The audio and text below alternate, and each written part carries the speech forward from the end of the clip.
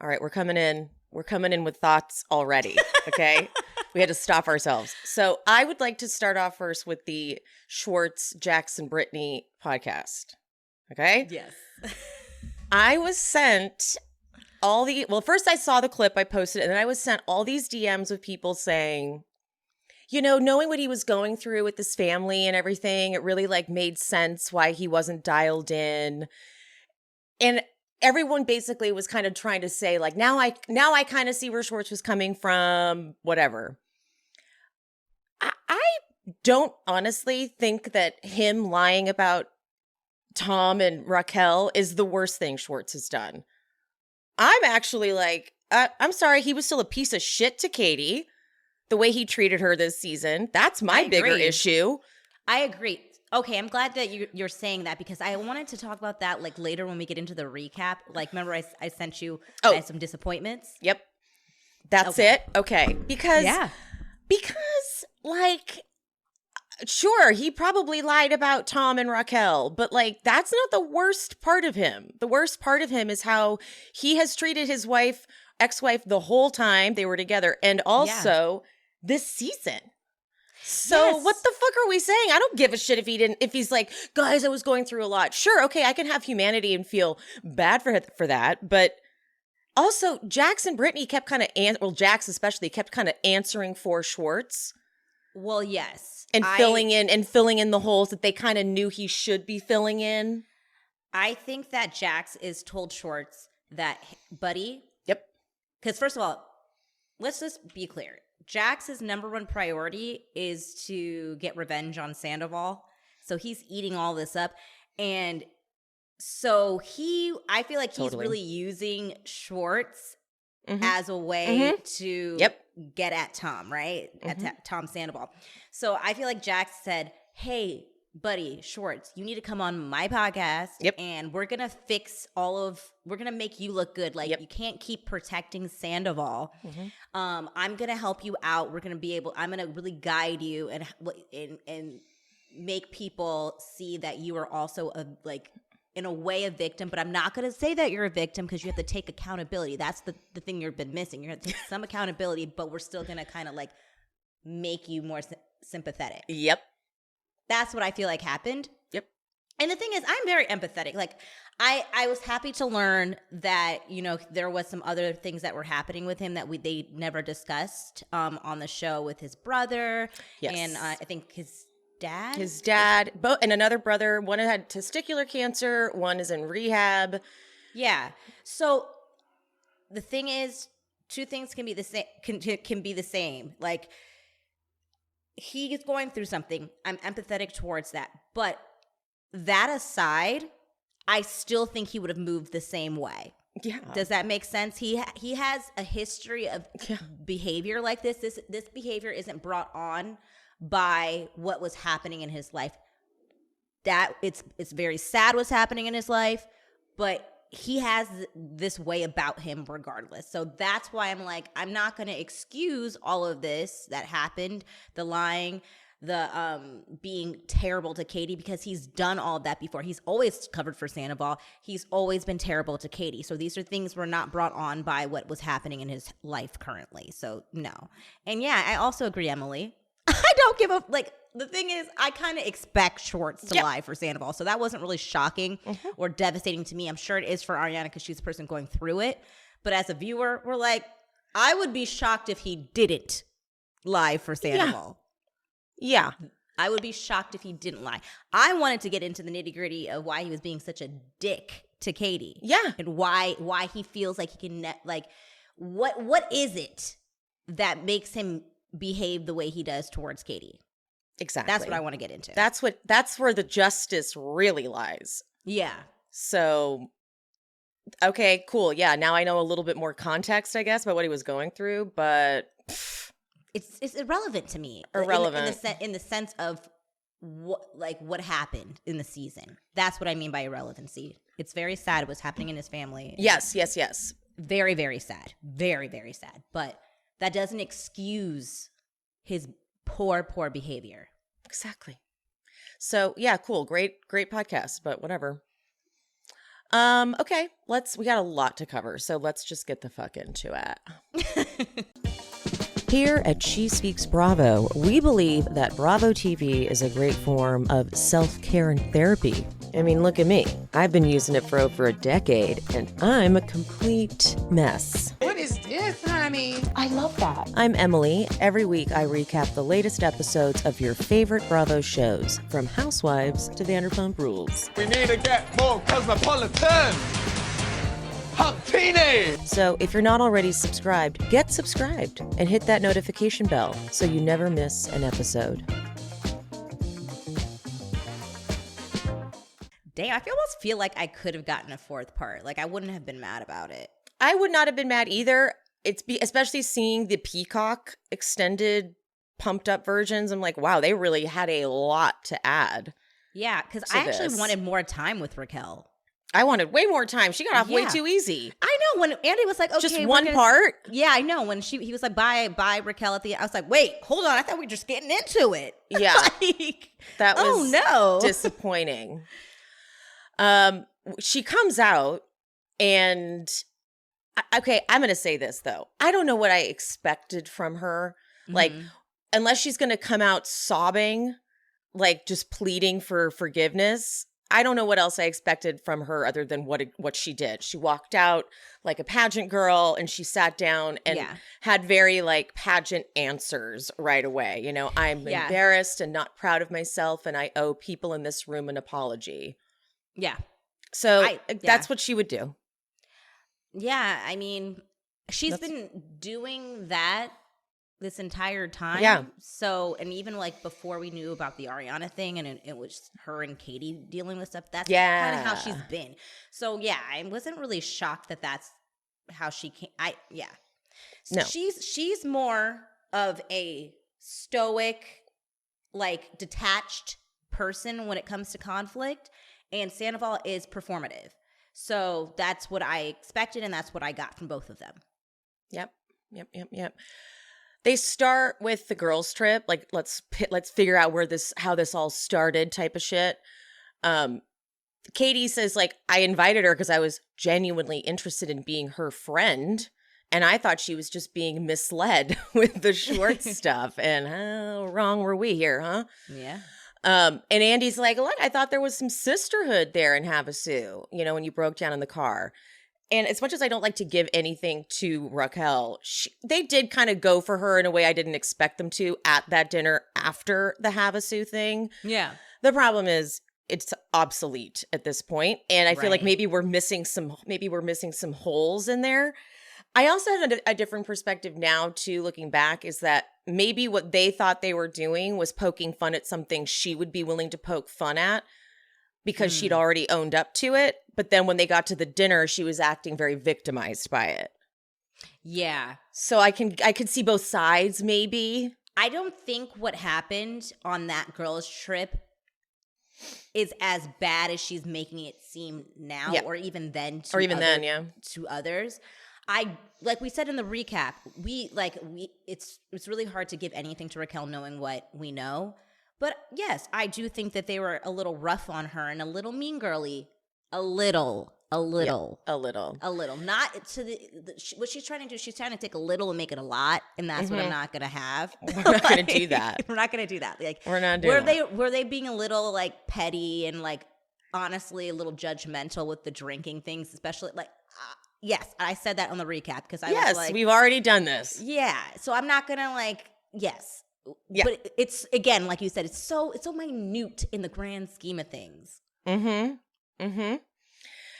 And of course, Raquel's like, well, and they continue to bash me at dinner. And Lala's like, it wasn't bashing. It was about a comment you made. And you know what? I was spot on. I wouldn't trust you around my man. Hi. And then she just can't say anything. That's my favorite, is the amount of time she just couldn't respond. Yeah. It's just like she keeps trying to bring stuff up. But the thing is, what you're mad about is actually what you did. If you hadn't done any of this shit, then you know what? You had a fighting chance with this argument with Lala. But the fact is, everything that you're complaining that they'd said about you, you fucking did. And you did, like...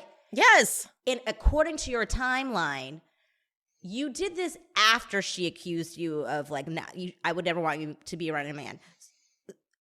So you go and do it, but and you're seeking revenge about this girls trip on the one person that wasn't there and the one person that didn't do anything to you. So you didn't like go and do this to like go find Randall and do that to Randall. Yes, you kind of did it with Schwartz, but like the people on the trip that apparently did this to you, bullied you, you then took the ultimate revenge on the one person not there. That's so true. Exactly. It's like, it's irrelevant, girl.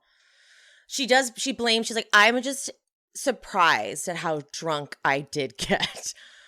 Okay. I'm not. You've been fucking drunk the whole season. You've been taking shots of whiskey, chasing it with Coors Light. So what are you talking about? And the thing is, I was giving her room for that because I do understand, like, before we knew about the whole Sandoval thing, she was, like mourning a loss of a relationship, even though she ended it, which is why she and Katie should have bonded, like knowing like when to leave a relationship. Mm-hmm. So I can understand that everyone goes through their process differently. So I was equating the drinking to that. Yep. So that's why I was like, I'm not going to judge you for all that. Cause like you're trying to like figure out like your feelings about James and the breakup. So I was giving you space for that, but fuck that. Fuck all that shit now. Done with that. We don't care. Then when Raquel says or comments or explains what happened, she says that her personality did shift. I started not pleasing everyone around me and only pleasing myself. I have been super selfish. And then obviously Ariana comes in with like, selfish doesn't even cover it. But just saying that, like, explain using that explanation as maybe the reason or whatever for how she ended up in a situation like this with Tom Sandoval doesn't equate. That doesn't, you saying, you know what, I'm going to stop worrying about other people and just please myself, doesn't equate to then you going and fucking your friend's man and lying about it and everything. And especially when we find out in her one-on-one what she says, we'll get to that in a second. Like, I'm like, no, that's not the same thing at all. What you're saying, you're talking about what Katie did. Katie decided, I'm not going to worry about pleasing Schwartz anymore. I'm not happy. I'm leaving. Goodbye. If you don't like it, screw that.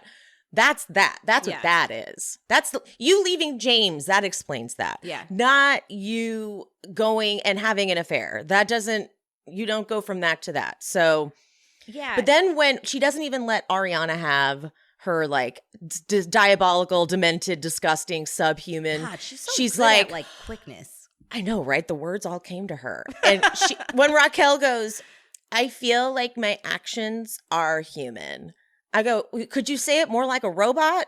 I'm not 100% sure. Girl, like you can't even say it without sounding crazy. So no. I would just I just want to know what she's just like when she doesn't feel like she needs to be on, because I have never seen it. Like, is she just just like this all the time? Mm-hmm. Just very robotic. Okay. That is, seems stressful. And of course, Katie and James and Lala are like, no, that is not human. Okay. And then Tom starts saying to Lala to shut the fuck up.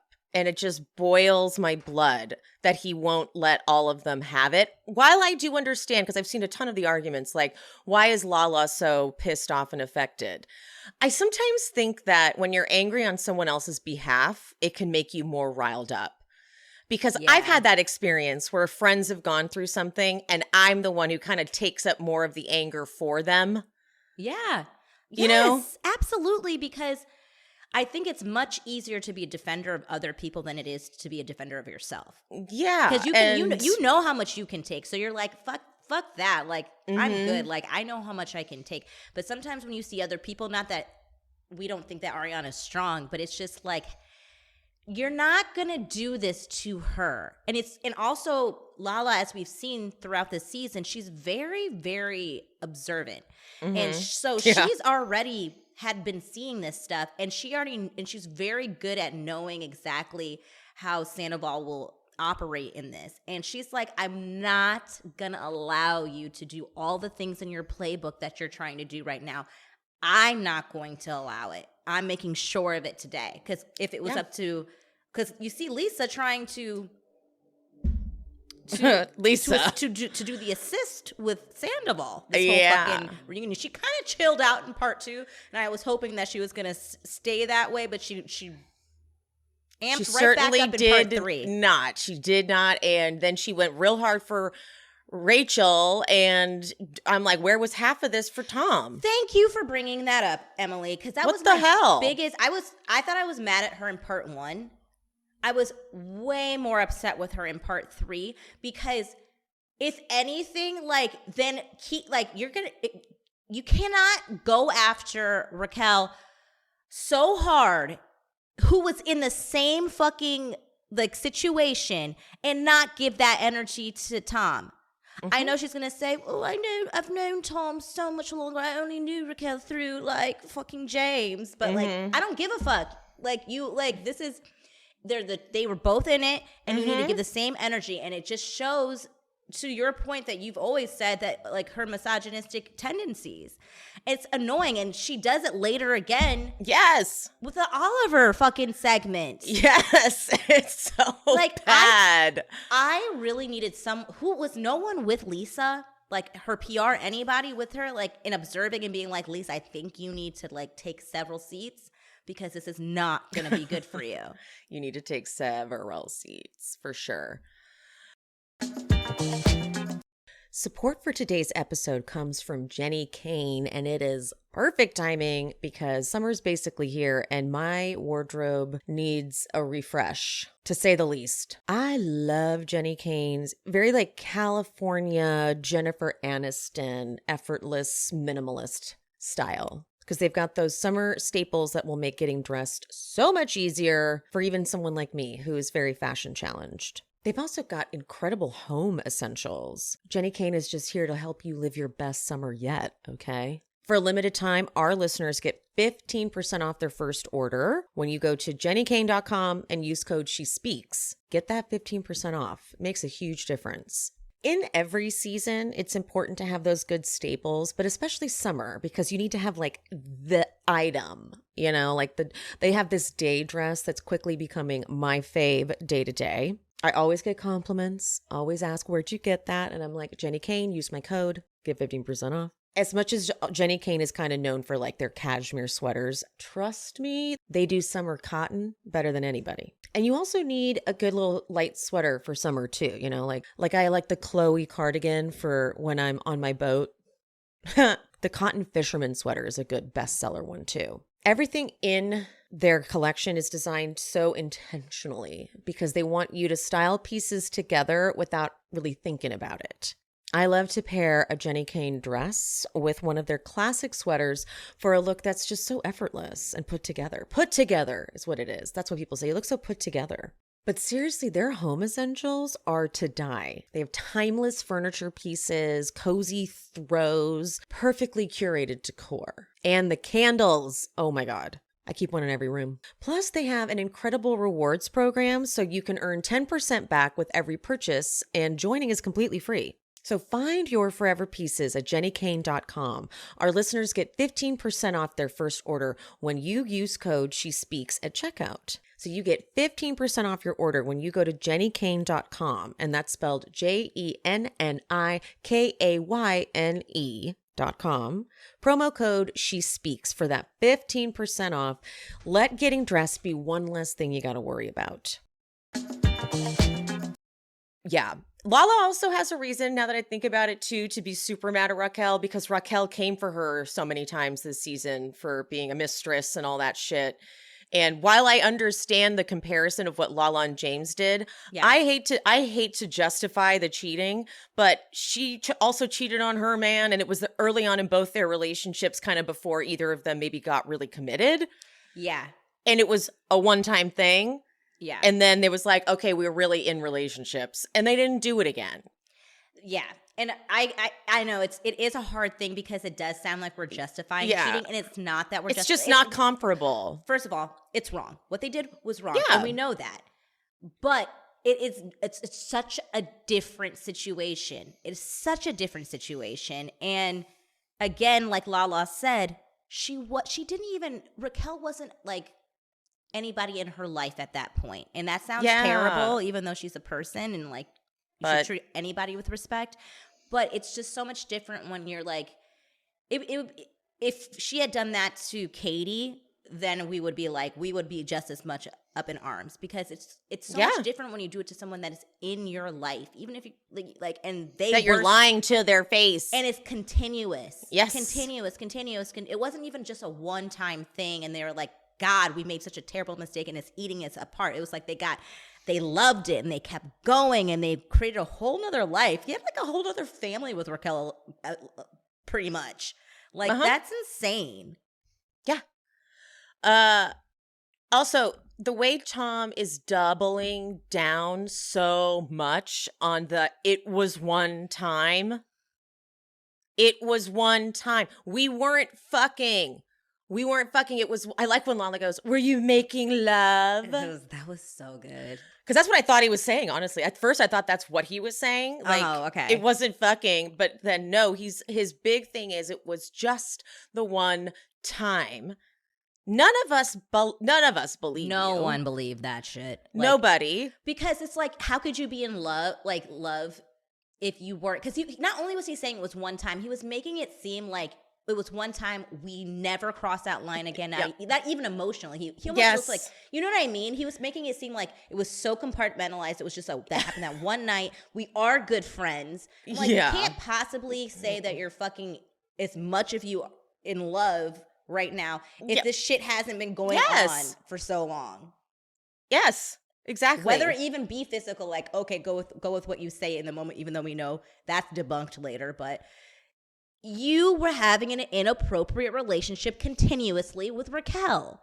But it says so much about Tom that even though he's been caught, and here he is saying he's taking accountability, he keeps repeating that he had decided on a lie that was going to redeem him, or not maybe redeem him, but at least get him off the hook. And he's sitting there still saying, like, I am taking accountability. You guys are all wrong, and is yelling at them for not getting this fact right when the fact is a lie. I think that he thinks, correct, Emily, I think he thinks taking accountability is showing up for the reunion. Yeah, I think that's it. Like, just simply sitting there. That is not accountability. He's so dick. But like, crazy. You're still preaching at them to be accountable when you're still not being accountable. Like, you are dangerous. We're going to go back to what Lala said. We stand by it. I stand by that too. Yeah. That is the correct word for him. He's dangerous. No one's saying he's going to go murder someone. No. But he is dangerous. What he's like, and I have an opinion about another reason why I think he's dangerous towards the end. But yeah, oh yeah. Andy asks her what it's like looking back at the scenes where she's like talking to Ariana. And Raquel's like, it was hard to watch, but then they flash to the one-on-one. And Andy says, did you encourage him to break up with her? And she fucking says, quote, I encouraged him to reflect and see if he was really happy because I was his friend first and foremost. I wanted him to be in a situation that made him truly happy. Girl, you straight up admitted just now that you encouraged Tom to leave Ariana while lying in Ariana's face about all the affair, obviously, but then also trying to, you're admitting what we knew already. You tried to plant that seed with her in that final episode. You tried to say, like, are you sure you're happy?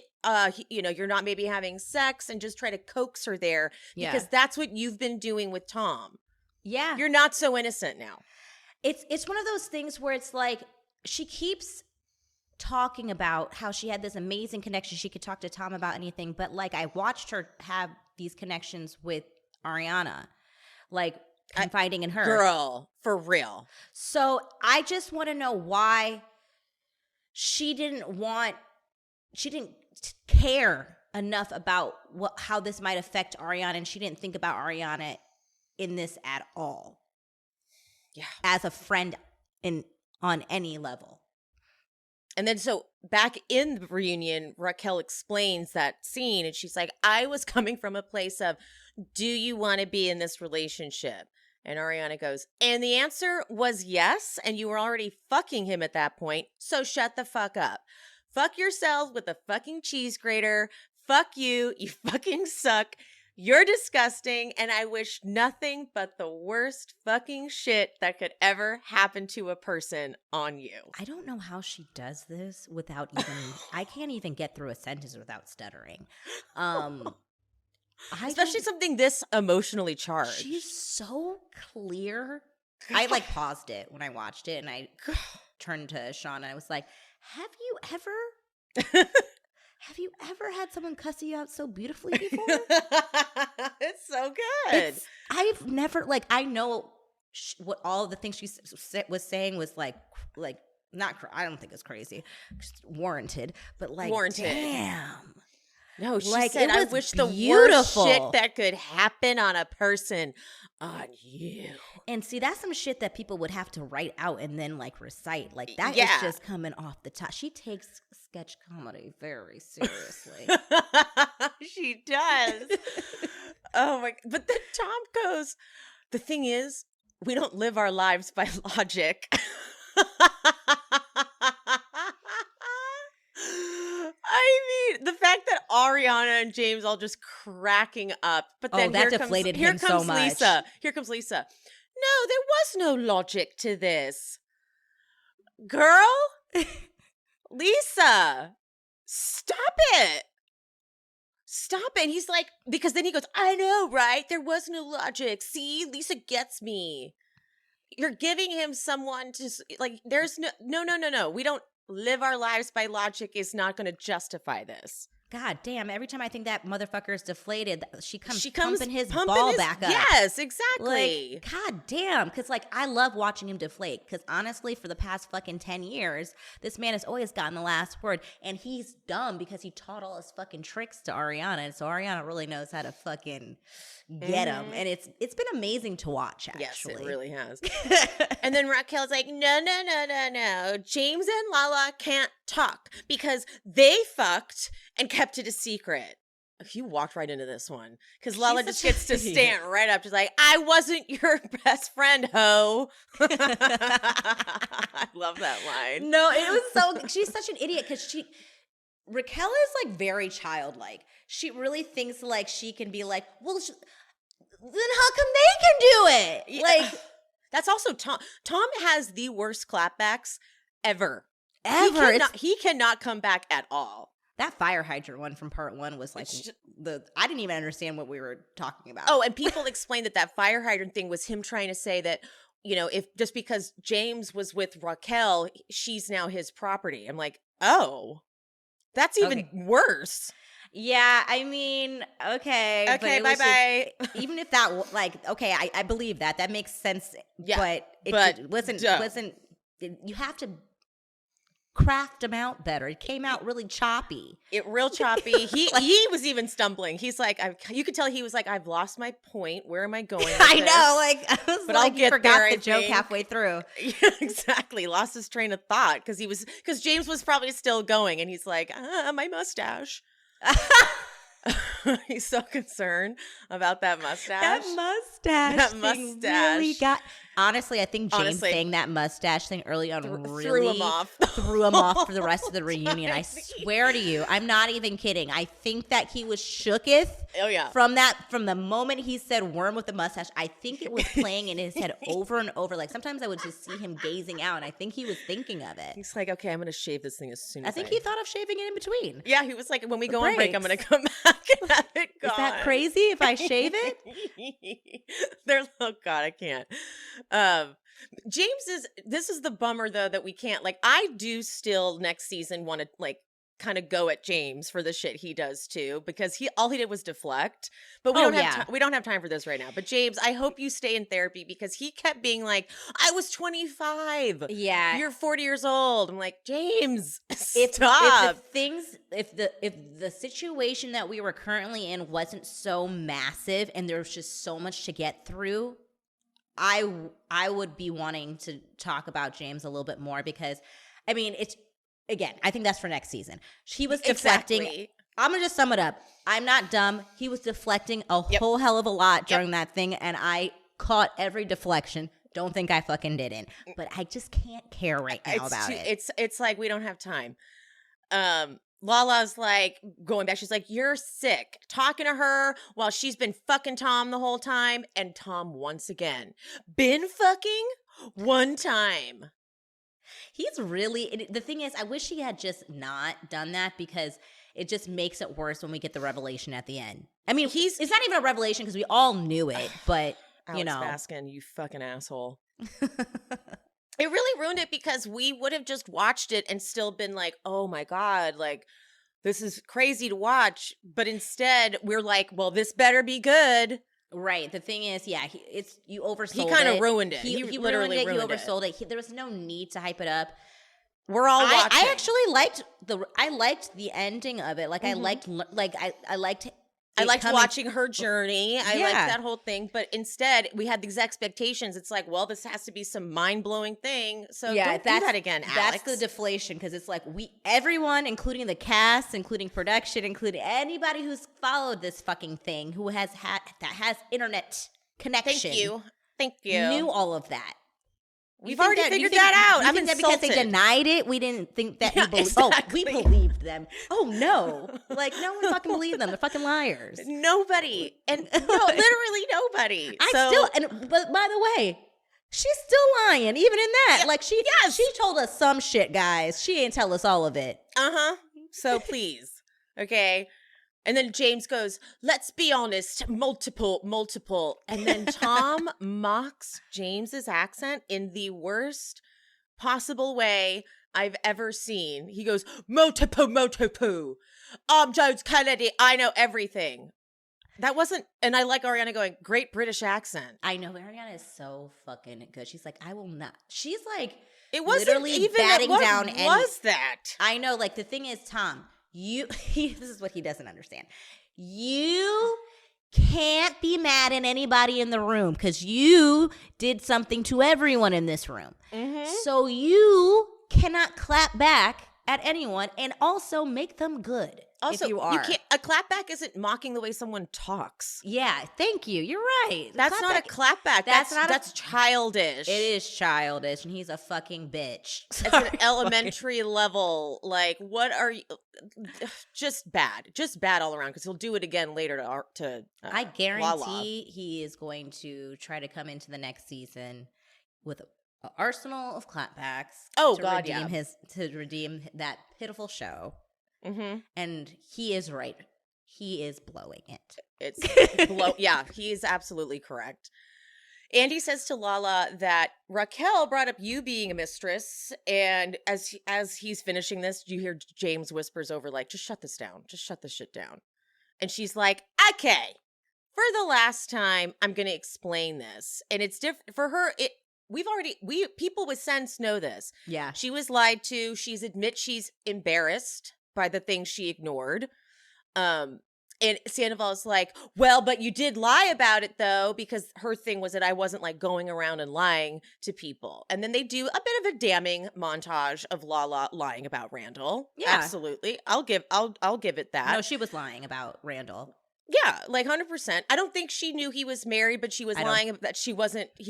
She was like, I'm not going to say who I'm dating. I am protecting him, but she didn't exactly know what she was protecting him from. I agree with that because I remember from way back in the day, he was very clear that he didn't want to be mentioned. Like she wasn't even we didn't even know his name for the longest time. So yes, she was told to lie in a sense. But I don't, not in the way Sandoval is trying to make it seem. It's not equivalent, not at all. But Tom is like, well, you're getting on her case for not doing her research. But Lala reminds everyone that she was actually very kind to Raquel in that conversation.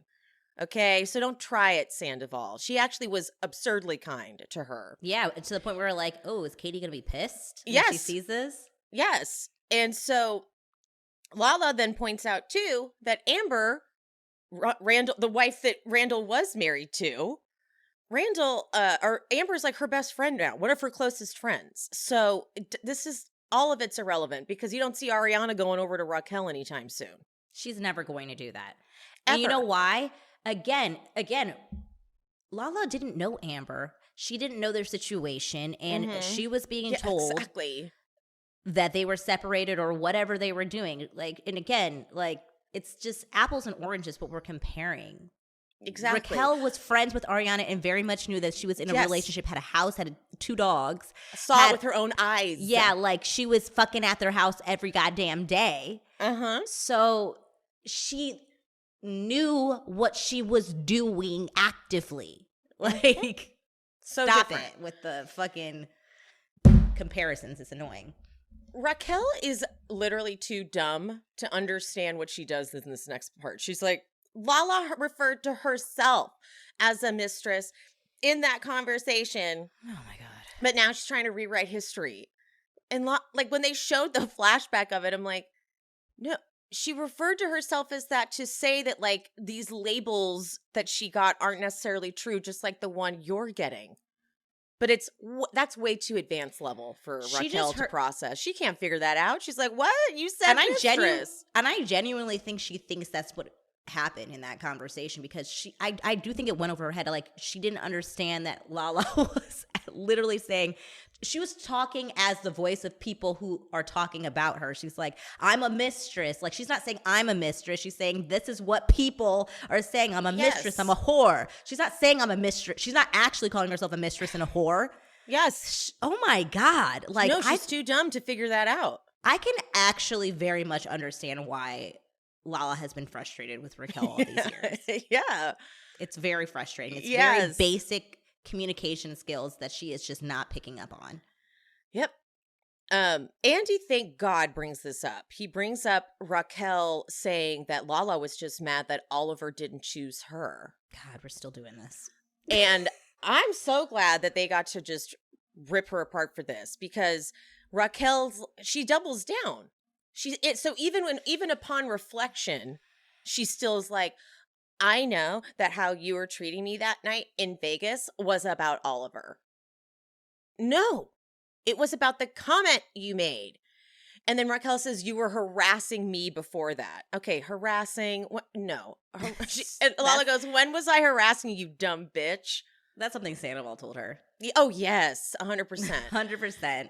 Yeah, like, please. And then Andy says to Lisa, you really took Oliver's ex-wife's side on this one. You know, why not believe? Wait, I'm saying it the wrong way. Andy says to Lisa that you took Oliver's side on this one. Why not believe? I heard it the way that you meant it. Though. Okay, yeah, okay, that's what I meant. I was like, yep, yep. And Lisa goes, because he's been an exemplary employee. I adore his mother. And he was doing the right thing. He was sending money to his estranged wife for her 2 children. Lala's like, okay. Like, I'm close with his ex-wife. So, no, we're not doing that. And Lisa gets all panicked when she hears that. She's like, what?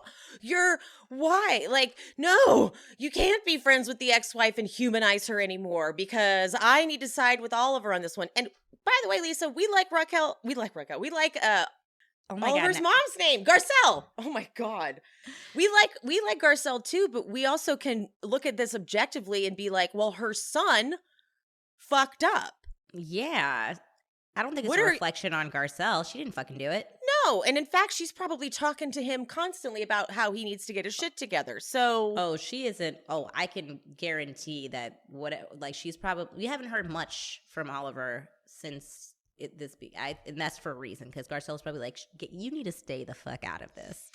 Yes. Stay out of this. I feel like Lisa's gearing up to go on Beverly Hills again. Right. Because I'm like, the way that she's sticking up for Oliver and like made sure she was like, I'm really good friends with Garcelle. Yeah. Like, I'm like, she's really trying to, I feel like, gain her like allies before hopping back in. That's what it's feeling like. I can see that for sure.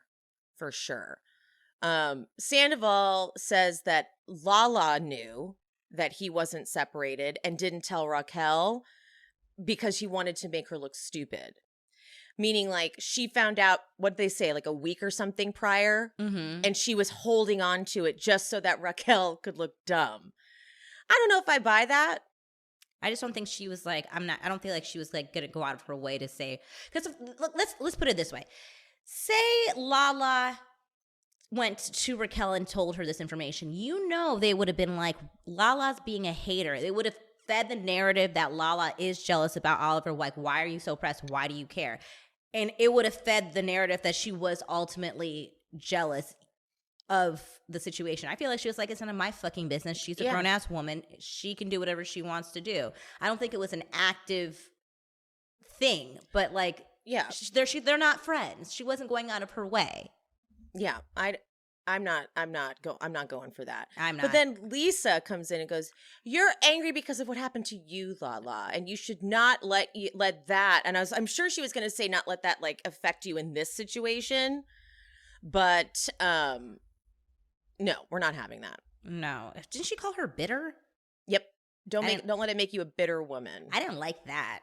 Yeah. Because I feel like she's trying to make it seem like Lala is like making this Sandoval thing a bigger situation because of her situation and like melting the two together. Yep. And that's exactly what she was doing. I don't think that that's the case. I'm not playing that. There's a lot of similarities, and sorry, she's using her life experience to be able to guide her through what's happening, and also she's already gone through it, so she can like navigate the bullshit that Sandoval's spewing faster than anyone right now. Yep. Sandoval's so pissed though because Lala is super vocal about the relationship, and Lala says it perfectly. She goes, "I think I called it pretty well," and then Tom goes, "I think I called it pretty well." He's really just dumb. God, it's just terrible. He should have like prepped. Like he should have had some. You know how like those people, like politicians, they like do the mock things with their people. Like he needed that. He needed to go to a dry run through, have anything that could have came to him because he was not prepared for this. Nope, he was not prepared.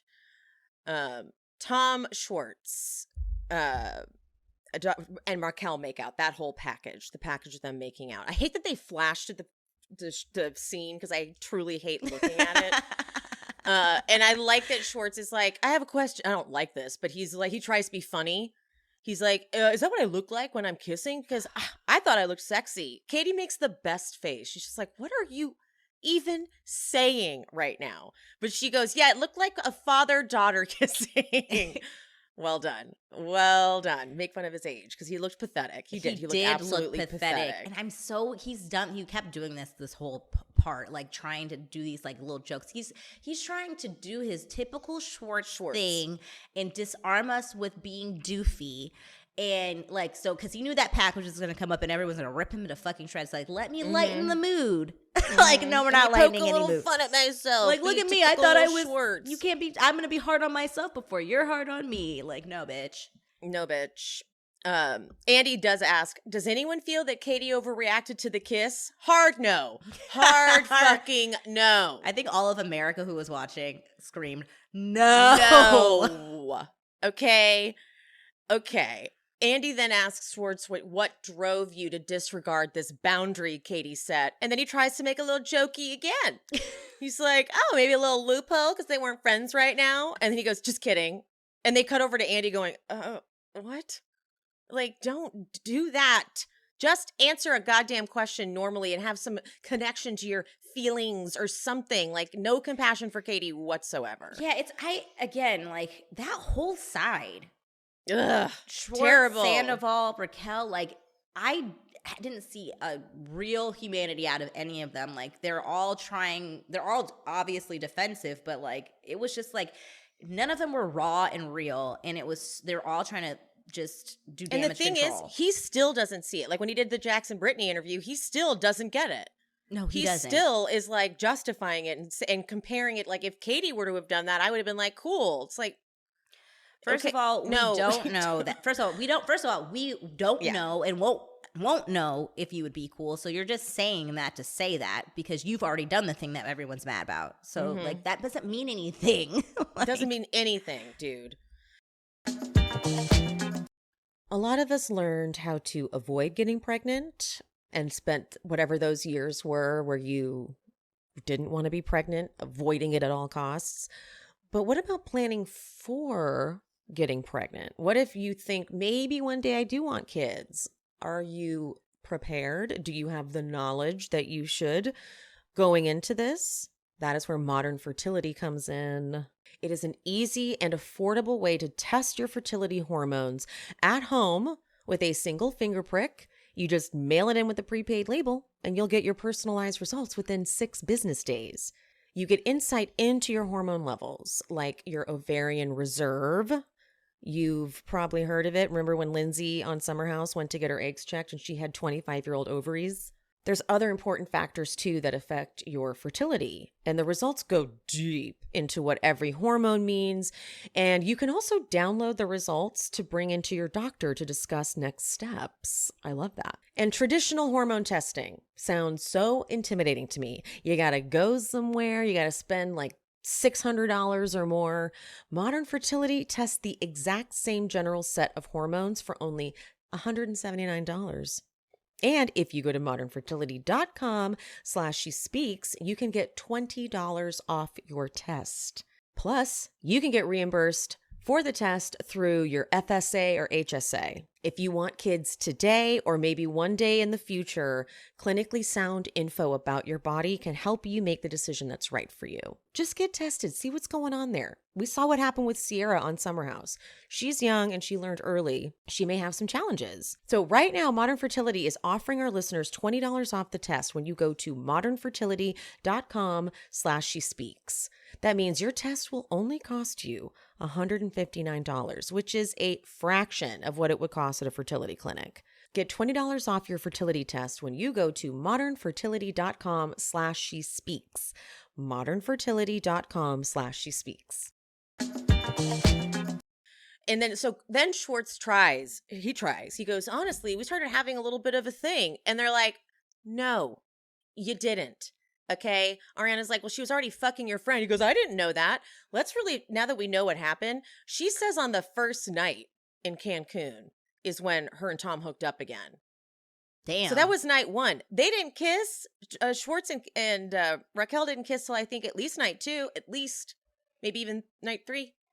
Yeah. Probably night 2. So she fucked Tom in her room, which was when she admits to how it happened. I'm like, girl, you lured him into your room. He was all drunk. She was like, oh, just come on in here, Tom.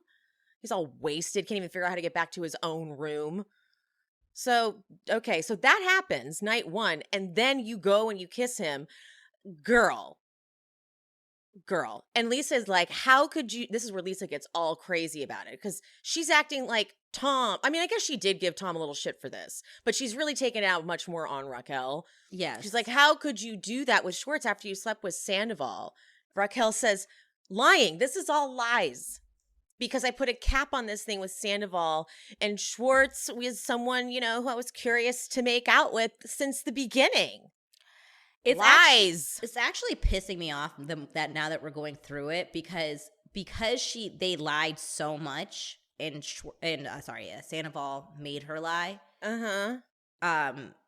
We didn't get all of this part 3 again. Just like the fucking season is all doesn't matter.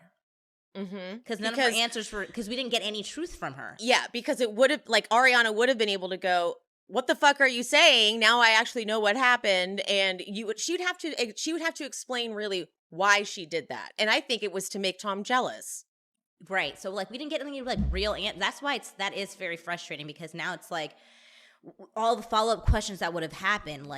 So you did this during Sheena's wedding. How did you guys were able to pull that off? Ariana, where did you notice Tom gone for long periods of time? These are all questions that we wanted to because we already fucking knew all this shit, wanted to know. But because they lied, we didn't really get any of that. And I guess again, now that we do know, that gives them something for the new season. That gives us a reason to even really want them on the screens because I'm like, well, then now you guys gotta talk about it. Destroy them. Yeah. Rachel's like, I definitely stopped pursuing Schwartz. I'm sorry. Andy first asked, I was surprised at your reaction to hearing Katie's mom talk about the divorce and, you possibly making out with him, did it make you reevaluate going after Schwartz? And she says, I definitely stopped pursuing Schwartz. Honey, that was before Cancun. But then she goes, I'm sorry, but like, correct me if I'm wrong. You made the move in Cancun, God. right? That was so pathetic when she did that. She's like, okay, I'm losing them. Like, I need to point something out too, because I just rewatched again all the episodes. And when they start talking about Schwartz making out with someone at the white party, when they're all sitting on that table. Yeah. Here comes Raquel. What are you guys talking about? She was doing it intentionally to make Tom jealous. That's exactly what she's doing. She fucked him that first night. You know, oh, we can't do this. We can't do this. Then she went and she kissed Schwartz. And it worked. It fucking worked. Oh, it definitely worked. He got real jealous and was real weird later that night. He's a narcissist. He could not handle Schwartz, like, being with that's why we knew that we called everything. That's why we knew Schwartz, even though they tried to lie about when Schwartz knew. We knew Schwartz had to have known earlier, because there's no fucking way Tom could let Schwartz actively pursue Raquel. Because I actually think he's insecure, and that he wasn't secure enough to know if Raquel would actually go for it. Schwartz is a very good looking guy. Like, I think that Tom was really like scared that Schwartz might actually try to do something with Raquel, and had to shut it down very quickly. And also think about the night too, that when he was being all creepy, he throws Schwartz's hotel room key. Yeah, that was down. He's like, go fuck him or something. It was like, oh, that was a test. It was a test, and I always felt like that scene was actually like very aggressive. Like, agreed. It wasn't like he tried to make it seem like a joke by throwing it like a hurricane. No, but it was almost like to me a threat. Like, go over there, and then this is done. Agreed. Andy brings up that Lala told Raquel about her and James hooking up, and then asked James, are there any other hookups you want to admit to now? That's what it was. He doesn't really want to say anything. He's like, I've said enough. But I liked that Allie in the trailer was like, wait, hold on, what are they talking about? Yeah, and she was Sheena like, wait, was now? Like, don't worry. It was a long time ago. Don't worry. Because Allie's like, hold on. Was this like... So she was that like, I felt like her whole life flashed before her eyes. She was like, wait a fucking minute. Yeah. Is he cheating on me? Like, yeah. she's like, so confused. Hold up. That changes things for sure. She was about to storm into that set like, are you fucking kidding me? Yeah, for sure. Then Raquel, they go into like how the flirty relationship between Lala and James made her uncomfortable because she didn't feel that Lala respected her. And Lala goes, I still don't. But Raquel should have just taken that one. Okay. She should have just taken that one. But instead she's like, you can say that, but up until this point, I haven't done anything wrong. So your judgment on who I am, and Lala cuts her off and goes, was pretty spot on. Okay? Raquel goes, a lot of people make mistakes, and you can say that about anybody in the room. I think Lala resented me. And then she goes, sorry, my voice is shaky. I need to breathe. Oh, God. Lala resented me because she loved the attention that James gave her. And since I stepped into the picture, that attention wasn't on her anymore. I wanted to be like, thank you, Tom. Thank you, Tom, for that narrative, because I know he fed that shit to her. Oh, absolutely. That sounded just like Tom. Like, girl. It's so funny. I can hear him whenever she speaks. Like, I know when it's his coaching versus actually the whole time was his coaching. She didn't say a single original thought. Nope. And that entire segment. It's literally the exact same thing she says about Oliver. Yeah. It's like the attention from men is so vital to her that she can't figure out what else it could be. It's got to just be about not getting this guy. It's like, Lala didn't want James. She was over it. He was the one pursuing her. And honestly, even when you were still together, he was still kind of giving Lala attention. Honestly, he only got with you because Lala got with Ran. And he was bored. Yeah. And that is honestly what I'm not even like, I felt like this before Sandoval. Like, and that's why, and the thing is, like going back to if we had more time to make James be accountable for things, we would. Yes, we would. He's lying. He definitely cheated on her multiple times in that relationship. When he said that, I know he just, and I can understand him not wanting to give them anything because he's like, we're not about to turn this on me. He knows exactly if he admitted to it, anything, we would have got sidetracked. So please thank you for holding it in for. Yes. Because we did not need to get sidetracked. Yeah, exactly. Like, not now. Now is not the time. But that little look he gave, he's like, y'all know that I did, though. He's like, I'm just not going to give it to you. Yeah. So I'm not going to give you the satisfaction right now. We don't have time for that. No. No one has time for it. No, thank you. Now is when Andy asks Lala, why was it so hard for you to forgive Schwartz and Raquel making out, but you expected Raquel to get over you hooking up with James? And James has had enough. James goes, why do we have to keep talking about things that happened 5 years ago when there's so much to talk about now? I was with him. I was like, I don't care. Yeah. I could tell that any question like this was something that they listened to the audience. They wanted to cover all their bases to say, we did ask that question at the reunion. Yeah. They just wanted to be able to say that for all the people that are making those comparisons. So and I get it. I did appreciate that they acknowledged it because I know that the awful part of the fandom that's like unable to see the difference was going to be like, oh, they didn't hold James and Lala accountable. It's like, technically they did. Technically, they tried. You're right. They just weren't having it. I just felt like it went on. Sometimes it was like I felt like we had already covered it, and we're like circling back too many times. I'm like, listen. Agreed. This is repetitive. Yeah, this is repetitive. We did it already. We've already talked about that. And I felt like if we had cut some of that down, I could have got some more stuff that I was looking for. That like I feel like Schwartz did not have to Schwartz did not have to do enough. Yeah, and I'm pissed. There's a lot of Schwartz stuff that I wanted to cover that I did not get to. Lala says that Raquel was over the whole thing with James and her from 5 years ago, but after Vegas, when she fucked up, it really served her to then be super offended and upset by it. And Raquel tries. She goes, "This is Lala at her finest," and Lala just interrupts her and it's like, "I'm always at my finest, baby." You walked right into that. You did. And I agree. I agree with Lala. I didn't see it that way at first when it was happening during the season where, because, I think like we talked about it before. We were like, okay, Lala, you have to you did do some stuff. Like you're not being accountable in this way. But I like when she's being dismissive, she is just learning about this information. Raquel is just learning about this information. Let her process give her a that. minute. But I do get what Lala's saying now with the reason why I was being so brazen and whatever, you got to get over it is because you didn't seem that upset by it when I first told you. And now that some shit's going down, now you're using it as a sympathy or just as a weapon. And it's not. And even Andy says, "Did you weaponize it?" She's like, "No." I'm like, did. "Do you know what that word means?"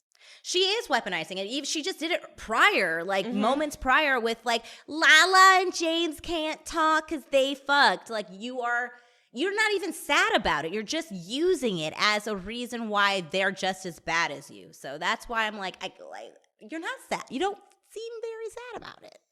No. Andy brings up James getting mad at Schwartz at the beach day and throwing the drink in his face and asks, why was that so offensive to you? And James is like, well, the Imagine Festival's so massive and huge. Don't compare it to that fucking shit show. And Andy's like, well, isn't that the joke?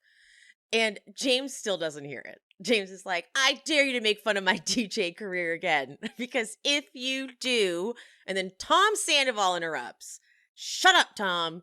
And he's like, he was comparing it because it's not like you in my backyard. And I don't hear what Tom is saying because this is where James goes, shut up, shut up, shut up, shut up, shut up, shut up.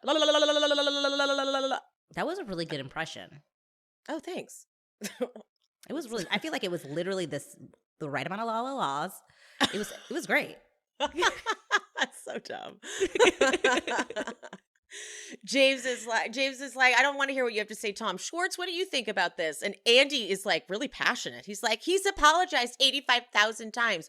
You should apologize to him for throwing a drink in his face. And James goes, all right, you know what, Schwartz? I'm not sorry. I love James. I'm sorry, I do.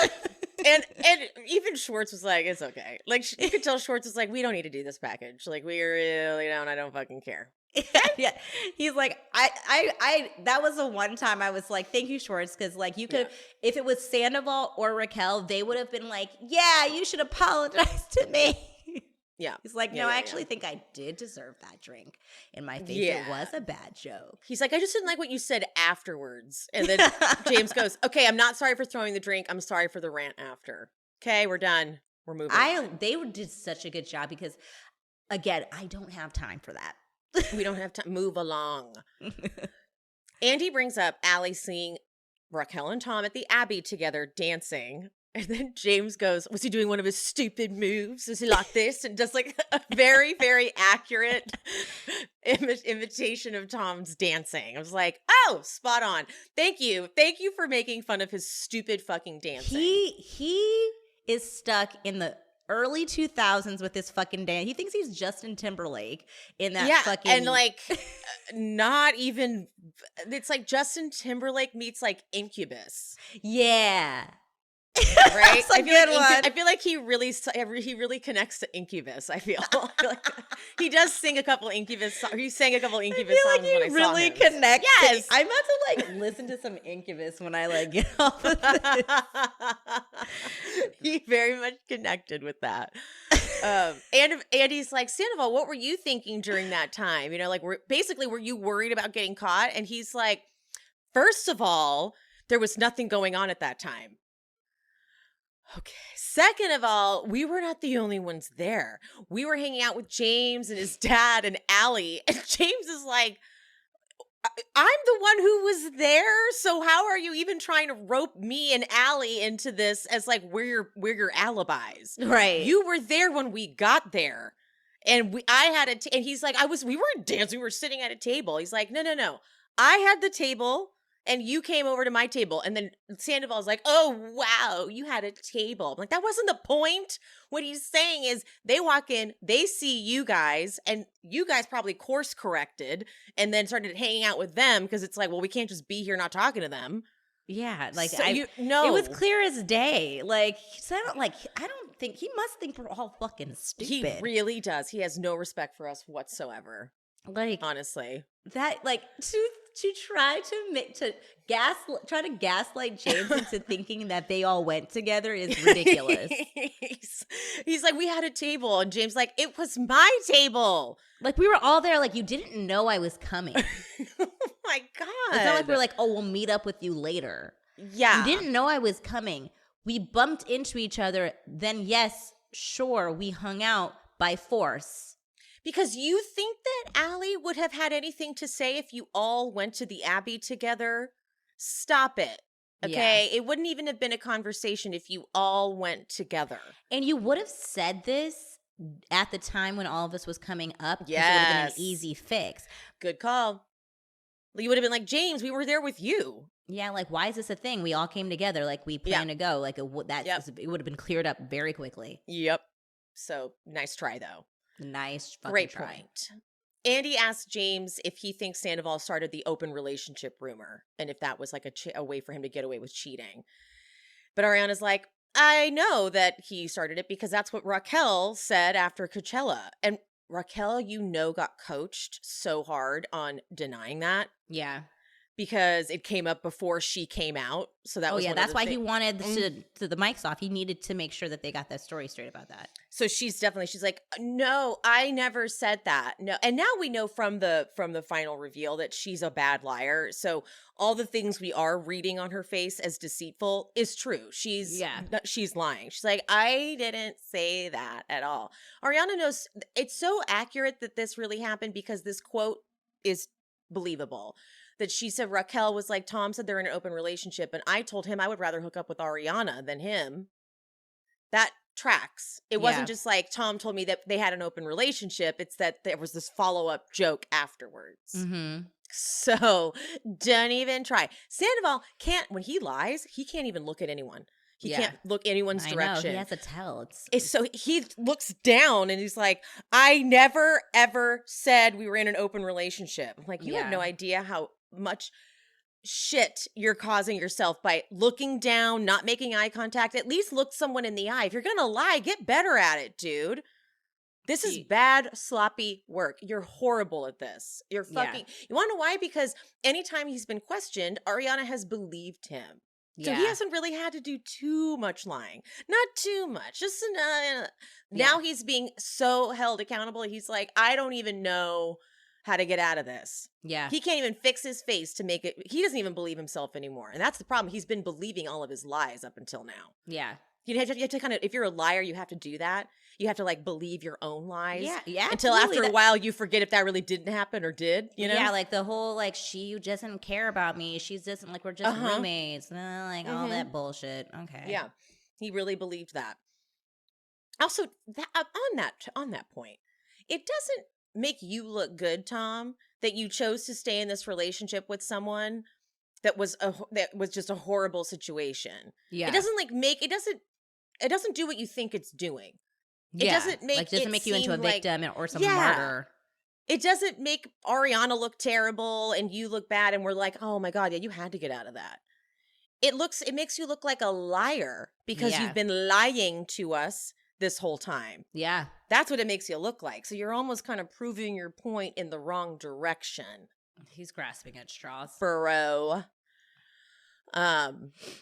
Raquel and Sandoval, though, they like look at each other like they can't believe, like, can you believe this? I can't even believe that they're saying this. That like that we said this open relationship thing.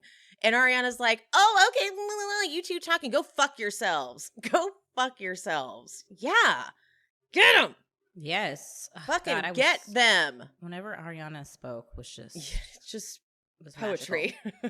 Poetry. Andy says to Katie, Sandoval was always yelling at her about accountability, never taking accountability. What was that like? And she's like, he should take that word out of his vocabulary. He was so bad. He should. It's like his favorite thing. But then Sandoval goes, I am taking accountability. He keeps saying that. He's like, this is me taking accountability. Like, yeah, because he's me being at the reunion. This is not. Yeah, me sitting in this chair. Your contract. Yeah, you wanted to be back on this fucking show. You got to come to the reunion. That's not taking. You needed a paycheck. You breached the contract. You weren't going to be on the show. Who's going to fund the band? Who's going to pay for all that? Yep. Your mom's going to take another fucking thing against lean on her home next. Like what the fuck? Mm-hmm. Yeah. Andy asks what Sandoval was thinking during the whole Abbey questioning. Like, were you worried you were going to get caught? Because he's like, I really need to know this. He tried to get this out of Sandoval the first time, but he just lied and said that he was, there with Tom or there with James. And Tom's like, I wasn't worried because I wasn't doing anything. Ariana's like, but you had fucked her. And one more time he goes, yes, one time. He thinks this is his get out of jail free card, though it was one time. No one believes that. It's such a bad lie. It's such a bad lie on top of the lies. Yeah. And Ariana goes, you had an inappropriate relationship with her before you fucked her and after, which we know is absolutely the case because you're not inviting that out of nowhere. Right.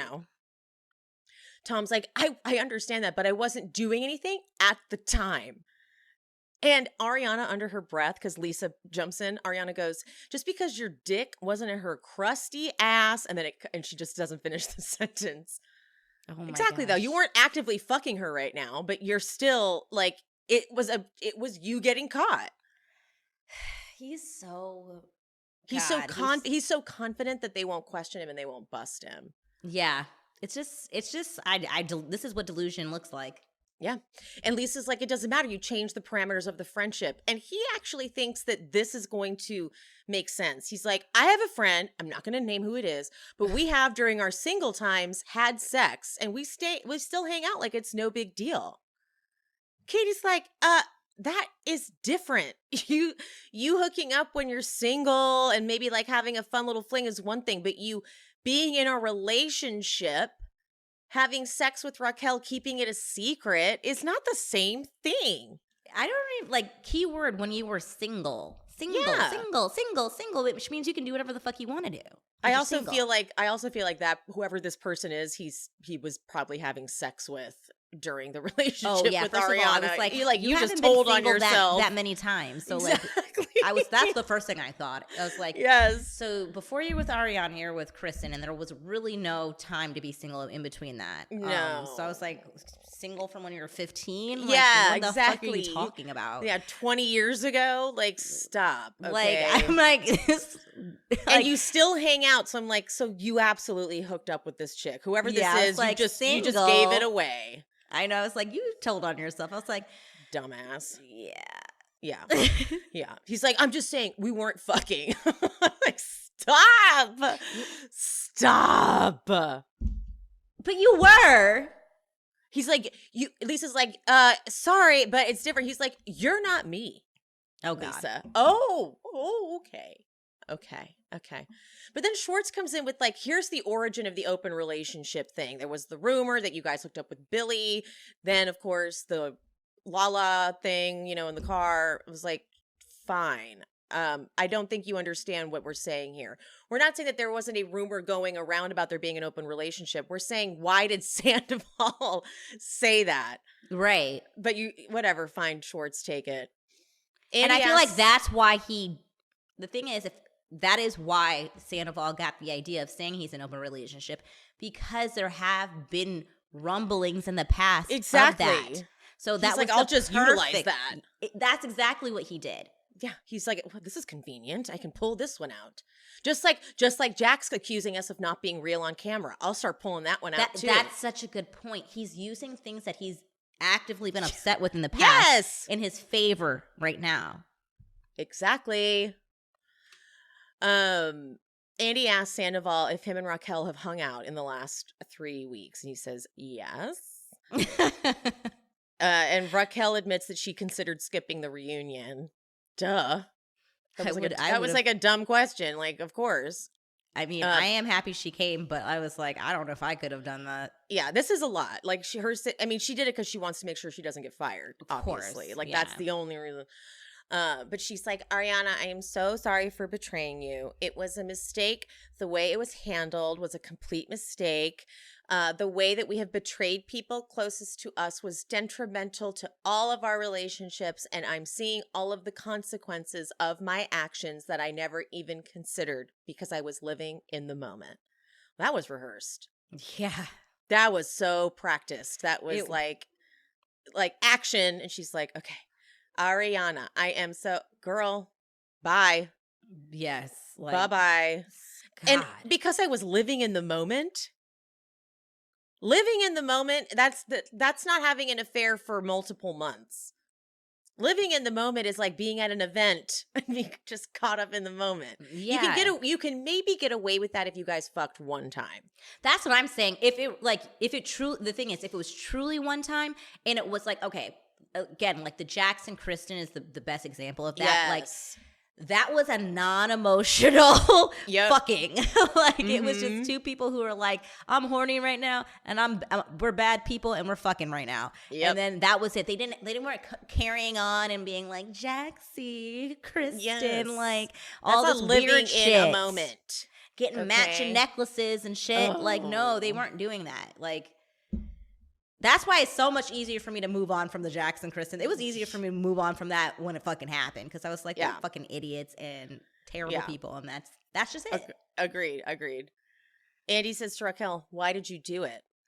I did it because Tom and I had this connection. I felt seen and heard by him. And I was so happy Ariana was like, not by me? That's funny, because I was the only one there for you with like the James of it all. And you didn't feel seen or heard by me. And Raquel has the nerve to be like, if I'm being completely honest, no. She's like, I never confided in Ariana about personal things.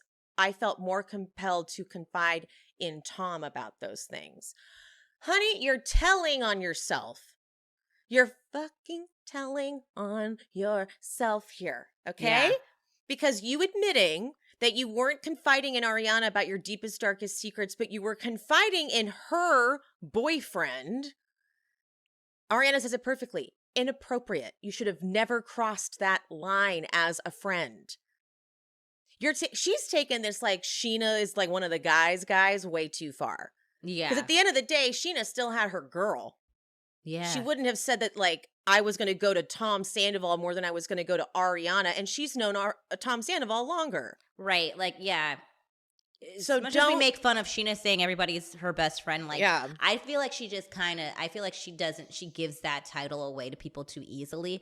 Mm-hmm. I feel like Ariana is her best friend, and all these other people are her really good friends in the moment. Mm-hmm. Like, yeah.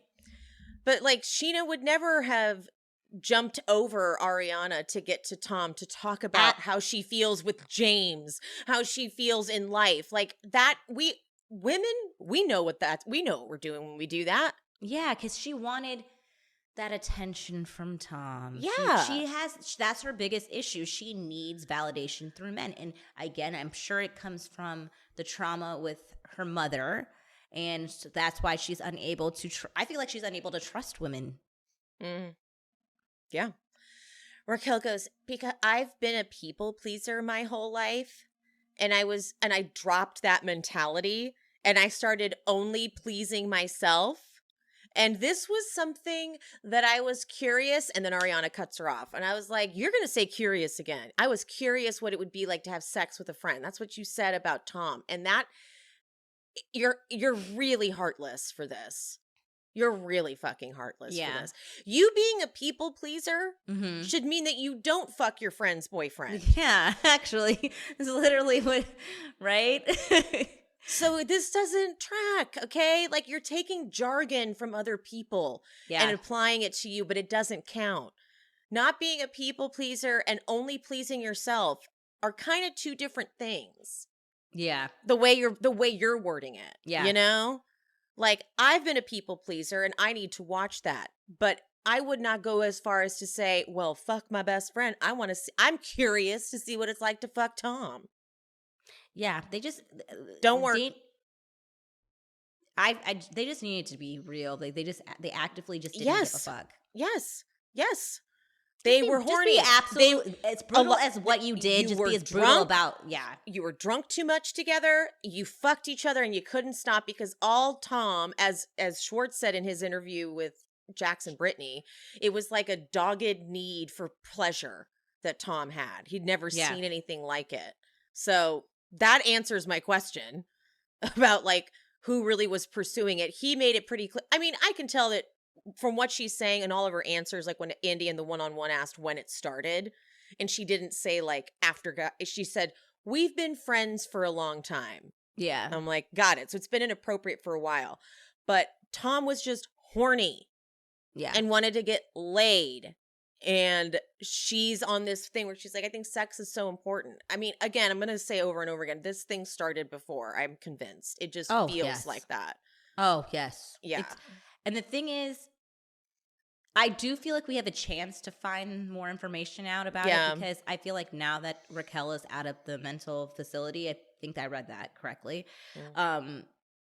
I've been hearing, I don't know how true it is, that she's seeing all of what Ariana's been getting from this, and I think she wants some of it. And I wouldn't be surprised if she's already spilled now, and I don't think that they are together in the way that they were.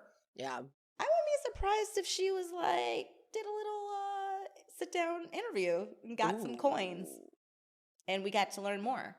Oh, that's a good point. That's a good point, girl. Everybody's making money and they're seeing that. Mm-hmm. I mean, if she sat down and said everything, someone's going to pay her a lot of money. Yeah, you're right. Ariana interrupts her and she says, so my dog just died. I cried in your fucking arms. The face Ariana has here is so amazing. She's like, and you thought I should go fuck her boyfriend. So good. It was so good. She looked so disgusted. Yeah. She looked disgusted by her. I was like, yes, you're disgusting. Oh, it was so good.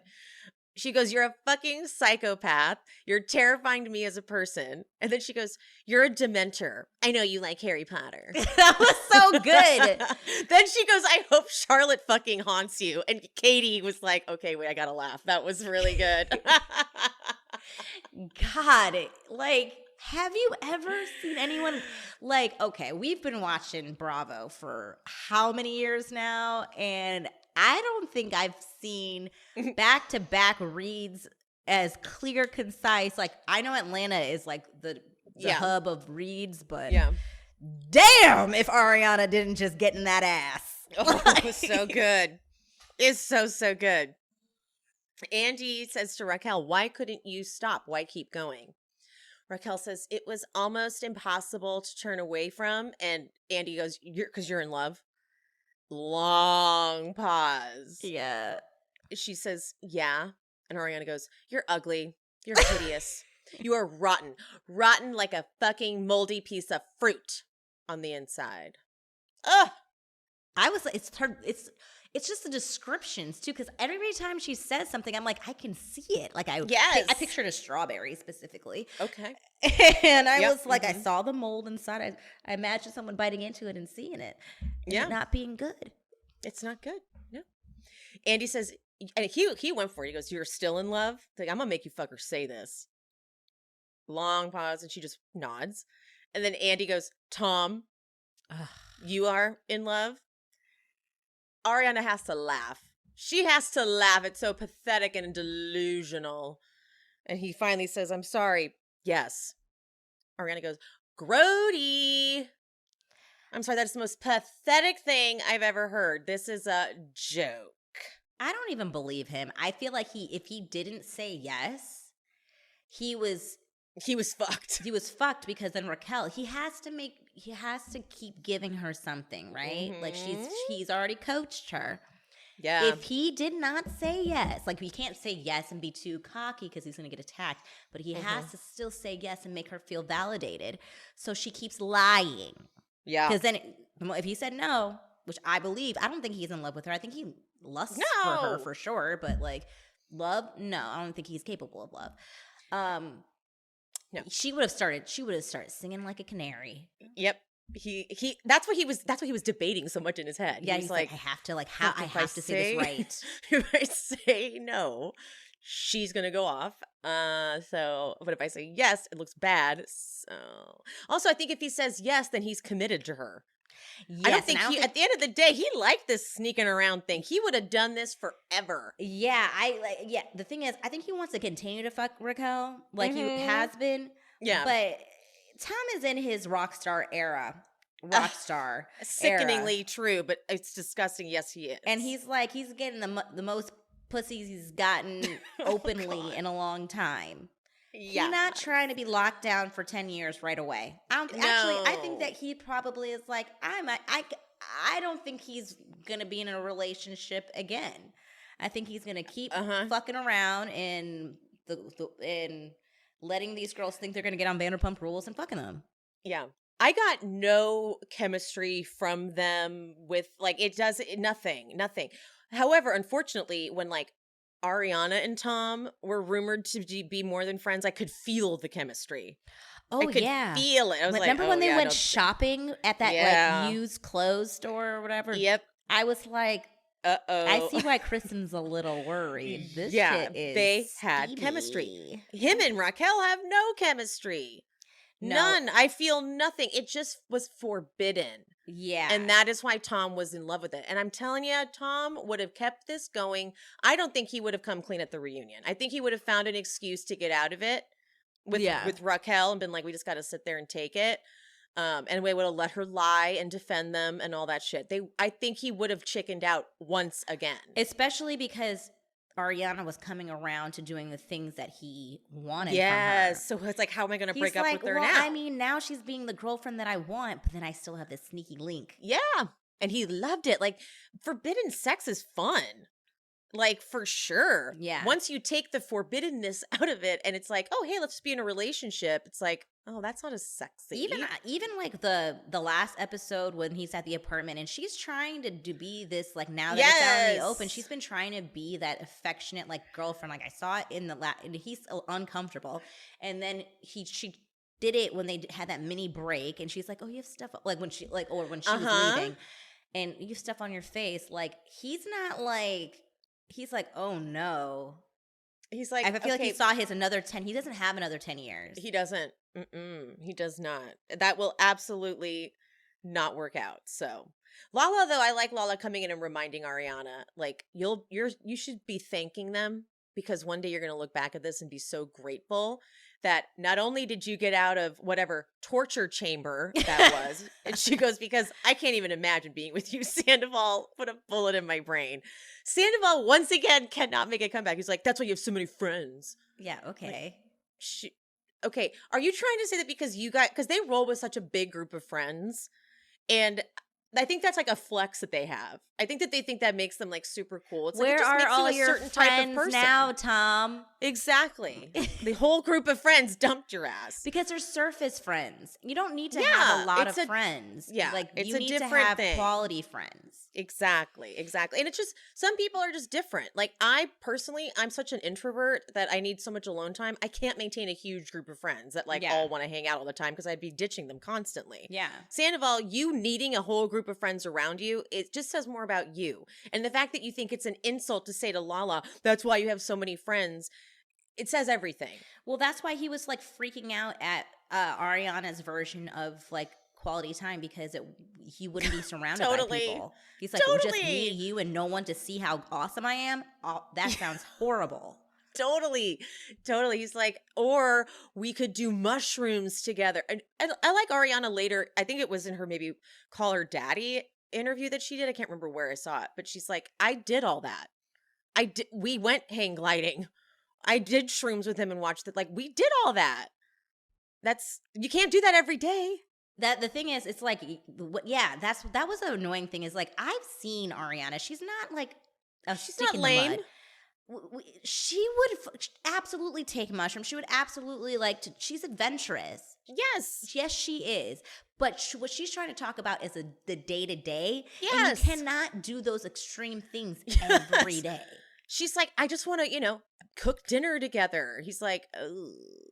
I'm personally, that sounded lovely. It sounded wonderful. I'm like, Ariana, we'll all do that with you. I love that. Like, that's those are when I am like with my partner, like those are the days that I love the most. Like we just watched Indiana Jones Last Crusader the other day. It was fucking awesome. Like, I love that kind of shit. Yes. But he's like, oh, but I really need stimulation at all times because I'm a narcissist and that is how I thrive. Yeah. I was dealing with thinning hair, very bad shedding. 1 in 2 women apparently deal with it, which is crazy. That's like all women, basically. And if you're among them, you're not alone. Nutrafol is here for us because they address the issue from within with science-backed supplements. Nutrafol is the #1 dermatologist-recommended hair growth supplement, clinically shown to improve visible thickness and strength. And I can attest to that. From postpartum to menopause, and no matter your life stage, Nutrafol has 4 unique formulas to support women. Each is physician formulated using drug-free, science-backed ingredients so you get the most reliable results. Go to Nutrafol.com to take their hair health wellness quiz. I love a quiz. You can identify the causes of your thinning hair. Nutrafol will give you a personalized plan for better hair growth through their whole body health approach. Nutrafol supports healthy hair growth from within by targeting root causes of thinning, which is stress, hormones, environment, nutrition, lifestyle, metabolism. In a clinical study, 86% of women reported improved hair growth after taking Nutrafol's Women Hair Growth Supplement for 6 months. Take the first step to visibly thicker, healthier hair. For a limited time, Nutrafol is offering our listeners $10 off your first month subscription and free shipping when you go to Nutrafol.com and enter the promo code SheSpeaks. Find out why over 4,000 healthcare professionals recommend Nutrafol for healthier hair. Nutrafol.com, spelled Nutrafol.com, promo code SheSpeaks. That's Nutrafol.com, promo code SheSpeaks. But okay, then Ariana gives another amazing one. She goes, you are nothing. You are nothing. You are nothing. Let that sink in. She goes, I know it's not hard for you to let other people's thoughts go into your brain because you never have a fucking original thought of your own. You are nothing. I believe I it. mean, Like, that one I was was like, Raquel, you're nothing. She said yeah, it, and I she believe said it. it. That's it. You're done. nothing. You're I thought she was nothing. gonna, like, going to turn to dust. Like, I was like, you are just nothing. like evaporate right there. Yeah, Like, it's like poof, shit. Like, be she was like putting a gone. spell on her. I was like, shit. Yeah, yes, totally. Lala says that Lala's like, just so you know, by the way, this is how he's going to eventually do you. That's what she says to Raquel.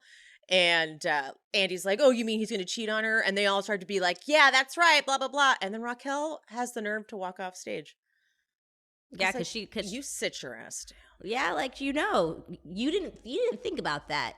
She has thought about that because we saw in the last episode. But I think it's like hearing it, like, I feel like she's starting, and having like, them all co-sign it, like, yep. I feel like she is like this is when she's losing. Tom is losing her because that spell only lasts a certain amount of time. Time is coming up, and that's why we get what we get. Yeah, she has to. She's like, the end. okay, I gotta take a minute. While she's gone, Lisa goes, she did well. We Okay, don't know how intimidating this is. Lisa! She did well. Like, Lisa, you were part of it. You were coming at her too. The fuck? Yeah. Like, you don't remember your part of it? Like, you were doing it too. Like, you fucking crazy right now? I was like, Lisa, like, you were also doing it. Yeah. She's like, we don't know how much pressure this is. Or what did she say? We don't know how intimidating this is. Okay. Lisa, you, like, invented the word intimidation. The fuck? Oh, yeah, she did. Andy brings up Raquel calling Lala a mistress at the pool party. And Andy's like, you say that after you had slept with Sandoval. How is that not hypocritical of you? And Tom, isn't a mistress something that's more like ongoing? Honey, don't. Why? What are you doing right now? You just gave us a soundbite. Like, did you not think that it was possible at all that it would come out the correct timeline? And that it was like you had sex multiple times when you said that? You didn't think it was a possibility? A possibility that it could get confirmed that you guys had ongoing sex before you just... It's like you just also, by the way, had sex like the night before. I know, like, honestly, like, Tom, so you just by definition saying isn't a mistress somebody who's continuously, so you are now confirming by your own definition that Raquel was your mistress by that soundbite. Like, because Lisa's like, God. You're doing semantics. He's like, no, I'm wondering. I like don't know. No. Look it up. Google it. I don't have time for your wondering. Yeah. Like, he really thought that this little detail, the one time, was going to exonerate them from so much of this. And it's so bizarre how inaccurate you are. Yeah. And Lala goes, you were constantly calling me a mistress and constantly calling me a hypocrite while you were doing those things. Yeah. It's insane. It's insane. Andy talks about the hot tub night, the hot tub spending the night situation, and he outwardly asks, did you have sex with Raquel that night? Tom, absolutely not. We know you did. We know you fucking did. We just know you did. Okay? So she just spent the night and did nothing. You did nothing. After you'd already had sex once. Yeah, you've already had sex, so that's in the air. You're by yourselves. There's no one around, and you didn't have sex. You didn't, like, come on. That at least say twice. Exactly. Twice would have been more believable than twice once. Is going to be a lot more. You can sell twice to us, maybe. Yes, twice. I mean, I wouldn't have believed you, but twice you could have convinced a population of the Vanderpump Rules people. Twice. Yep. A population. Once was absurd. Once was way too much of a stretch, like, especially no when we have the hot tub moment. And Schwartz is like, yeah, I guess it does look kind of bad that I co-signed that lie. And Lisa tries to help. Like, Lisa's like, she was probably passed out on the couch. But Katie goes, you had the dogs that night, so you had to go home. Sir. I know. That's why it's like, Katie, thank you for the assist. Mm-hmm. That was necessary. We needed that. He's like, but there was no, like, hanky-panky going on in the hot tub. You knew that they had sex.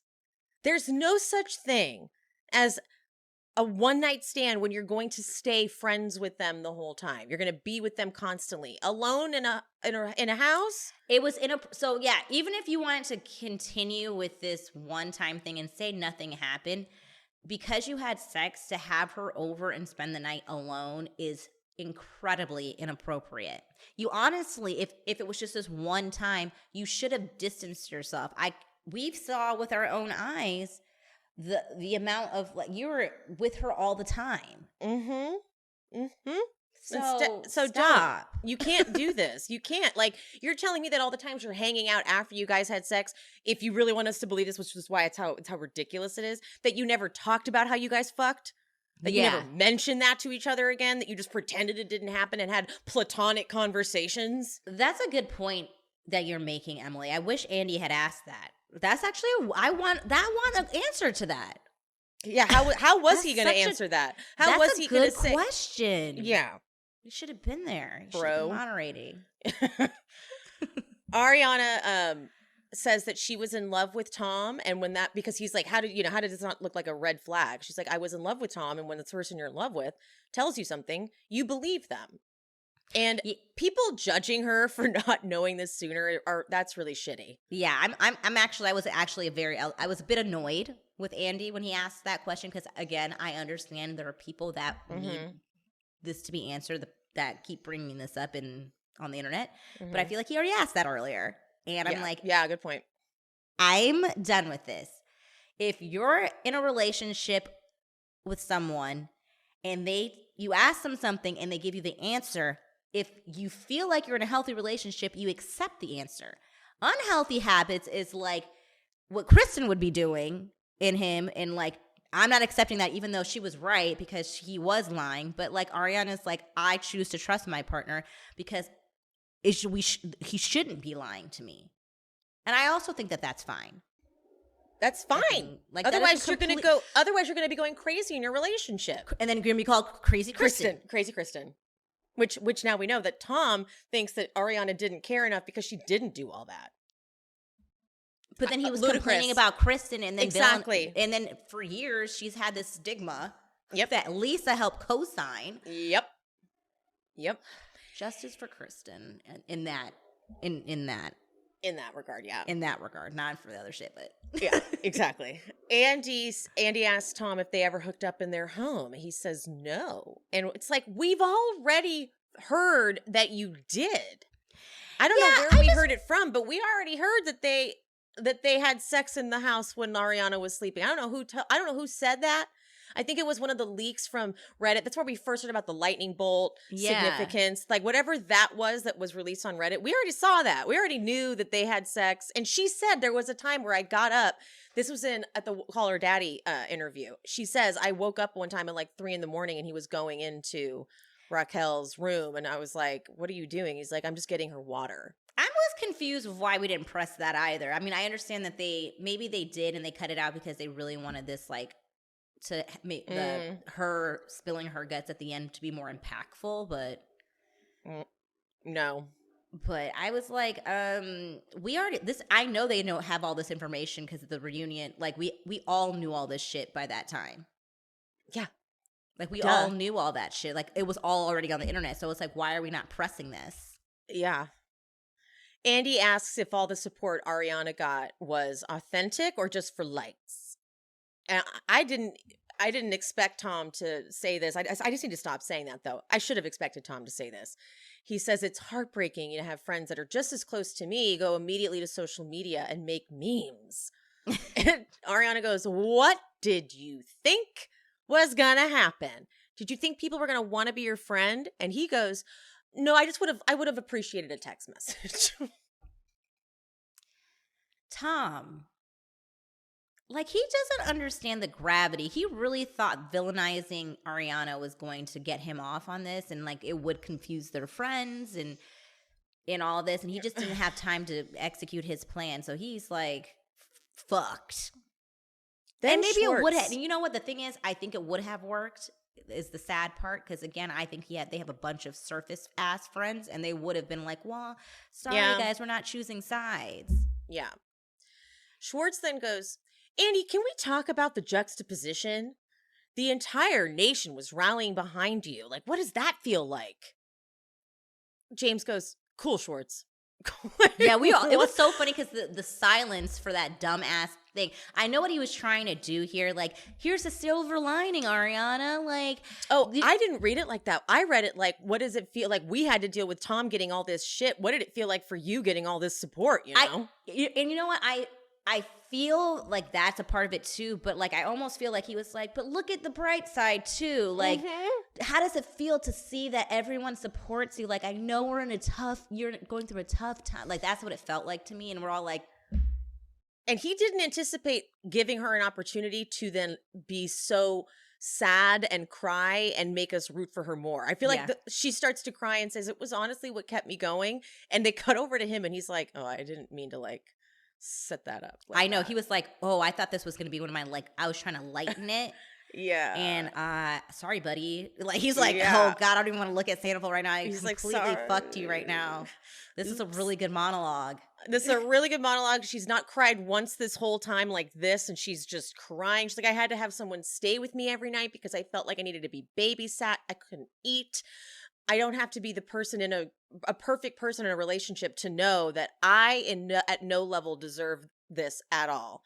But then Raquel and Tom are like, you don't. Oh, fucking shut don't fucking say I don't deserve it because you're still fucking doing it. Why did I feel like I was watching that, like, from the Sex and the City movie when, like, Carrie gets stood up? I was like, that's what I imagined, like, all her friends rallied. I was just a whole montage of, like, all her friends just, like, coming over to the house and, like, helping her. Like, I started bawling. Me too. I was bawling my face up here. Oh, yeah. The sound of her voice, it was so broken. It was just like, that was such a real deep pain. And you know what? Then I immediately got angry because then I remembered from that last episode in the Never Before Seen part, the extended version of fucking Tom Sandoval complaining to Raquel, had the nerve to video his driveway to show Raquel, like, all the people there who those same people that she's describing to help her through this really tough time, and he's complaining about it. He's such an asshole. Ariana says, you're gross. This is gross. When is it gonna click? It's an abomination. Abort it. Also great lines. I know, it's just damn. Katie comes in though, and she's like, your life is just getting better though. And Ariana says, yeah, and their life is going down the gutter, and that's karma. And then James is like, oh yeah, okay, yeah, by the way, for the record, when you said Allie was like a downgrade, she was an upgrade, okay? Like he was like, girl, don't. Then we get to the shit I really wanted to talk about. Andy brings up Tom dressing up as Raquel for Halloween. And Lisa didn't know this. I am so, like, how do you not know any of this shit, Lisa? That's why you shouldn't have been there. Like, she's like, how do you why would you do that? I mean, why would you do any of it? But why would you do that? Because he's demented and like, sick. And then I like that Katie got her moment too. Katie goes, it's also a dick move towards me, actually, because I had joked that she was a fangirl. And so that's what happened. That's why. Because it was. Yeah. And also we find out that Ariana helped him. Ariana helped your ass. That's sick too. There's like so many levels of how sick that one fucking costume was. Yeah. She helped him get ready to be his mistress for Halloween. Damn. Sick. Let that sink in, guys. That's he let Ariana help him get the costume together to play his fucking mistress. Wow. Ariana's like, and we wore matching sweaters that night at the show, and Tom got to have 2 of his girlfriends in the front row.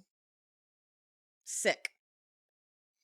Andy then asks if the lightning bolt necklace has the significance they all think it does. And Raquel says, yeah, it was significant to who he became in my life. And Lisa's like, but this is where Lisa goes so hard. And I'm like, I wish you'd had half this for Tom. Yeah. She's like, I don't understand this because you knew it was on camera. It was so provocative. It's just like having a conversation with Ariana. It's almost like you were acting out some weird, she says charade, some weird charade. It's almost like you were in your mind in some pageant, acting a part, competing with these other women.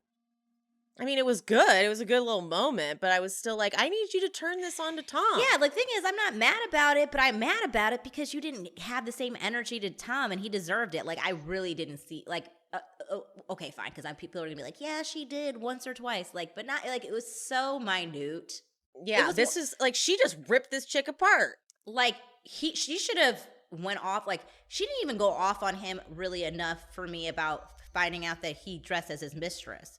Yeah. Like, that could have been a moment, like, you just found that out. Okay, that gives you an opportunity to change course. Yes, like, wait, exactly, but still, no. Then Lisa does this with her as well, which I'm also like, why didn't you give this to Tom? She's like, how did you feel when you looked her in the eye, this person that has loved you and defended you? You needed to do that to Tom. I mean, yeah, like, I needed you to pull that out of Tom. Right. That you didn't. And she can't use the excuse, well, everyone's piling on Tom. Everyone's piling on Raquel too. So, exactly. Like, equal opportunists, baby. Yeah. Andy asks Sandoval if he has slept with anyone else since Raquel. And he says no. And it's so obvious he's lying. Yeah. Because Ariana goes, what about the girl in Chicago? And Lala goes, what about the girl after the bar after you played on Thursday night? And he's like, you guys, where are you getting your information? I know. It's like, but he was like genuinely asking. He's like, honestly, I need to know. Like, who is talking? Yeah. And then Ariana says, this part's really hard. She goes, you know who he did sleep with after him and Raquel? Me. And he says, yeah, she kept her t-shirt on. It was really hot. That was the most disgusting thing and shows you everything we've talked about. Everything. How that mask will come up for a few seconds. These are the moments we're talking about. Schwartz puts his head in his hands. He's like, oh my God, I'm sitting next to you. He's like, I'm not talking for the rest of the time now because there's no coming back from that. Like, the layers of horribleness to that. And also even Tamra, sexpot Tamra on Watch What Happens Live was like, I keep my shirt on during sex. Like, what? Is that a bad thing? Someone else tweeted, like, so let me guess, did Raquel and Tom get all the way naked in the car when they had sex the first night? That's like, crazy. Fuck you. It proved that Tom feels justified in what he did. And he blames Ariana. That's what you just proved. Right. Accidentally. You didn't mean to. You thought you were, like, it just slipped right out. Yeah. You thought you were making a point, like, kind of insulting her because she had a line and your thing is that the sex you guys had just wasn't good enough. That was your own fault. Ariana talked about it in her Call Her Daddy interview. She's like, I would try to get things out of him, like maybe have him compliment the way I look or something. Like, what do you like about me? And he just couldn't do that because he's so much of a narcissist that unless you have that early stage relationship sex where it's just like you have to fuck each other all the time, once that goes away and you need to actually create a bond, he can't do that because he's not interested. I'm still just thinking about how disgusting that comment was. Like, it was, yeah. So Pia and I actually got hooked up with an audio recording of the clip that they played at the For Your Consideration. So we've known about this line for a minute, and I was just waiting for it to happen because then we could talk about it openly because it is so grotesque, so sickening. Like, Ariana's already feeling terrible enough, and you're going to then criticize how she had sex with you and mock her. It was really hot. And it's been very well documented she has issues with her body. Mm-hmm. And it is just, my body is like shutting down right now just thinking about how like devastating that, like, how dare you even say that to her? It also feels like something he said to her in private between like this coming out to now. And the thing is, one of his reasonings for not breaking up with Ariana that she said that she would kill herself, is what he said. So if you feel like she is in that type of fragile state, what do you think making a comment like that would do to her? I'm tired of him weaponizing her mental health, her issues that she has with her body in this moment that he caused. Yep. You're it's a really sick fucked up. Fucking prick, sociopathic bitch. Yep. Awful. It's layered with awful, just that one line.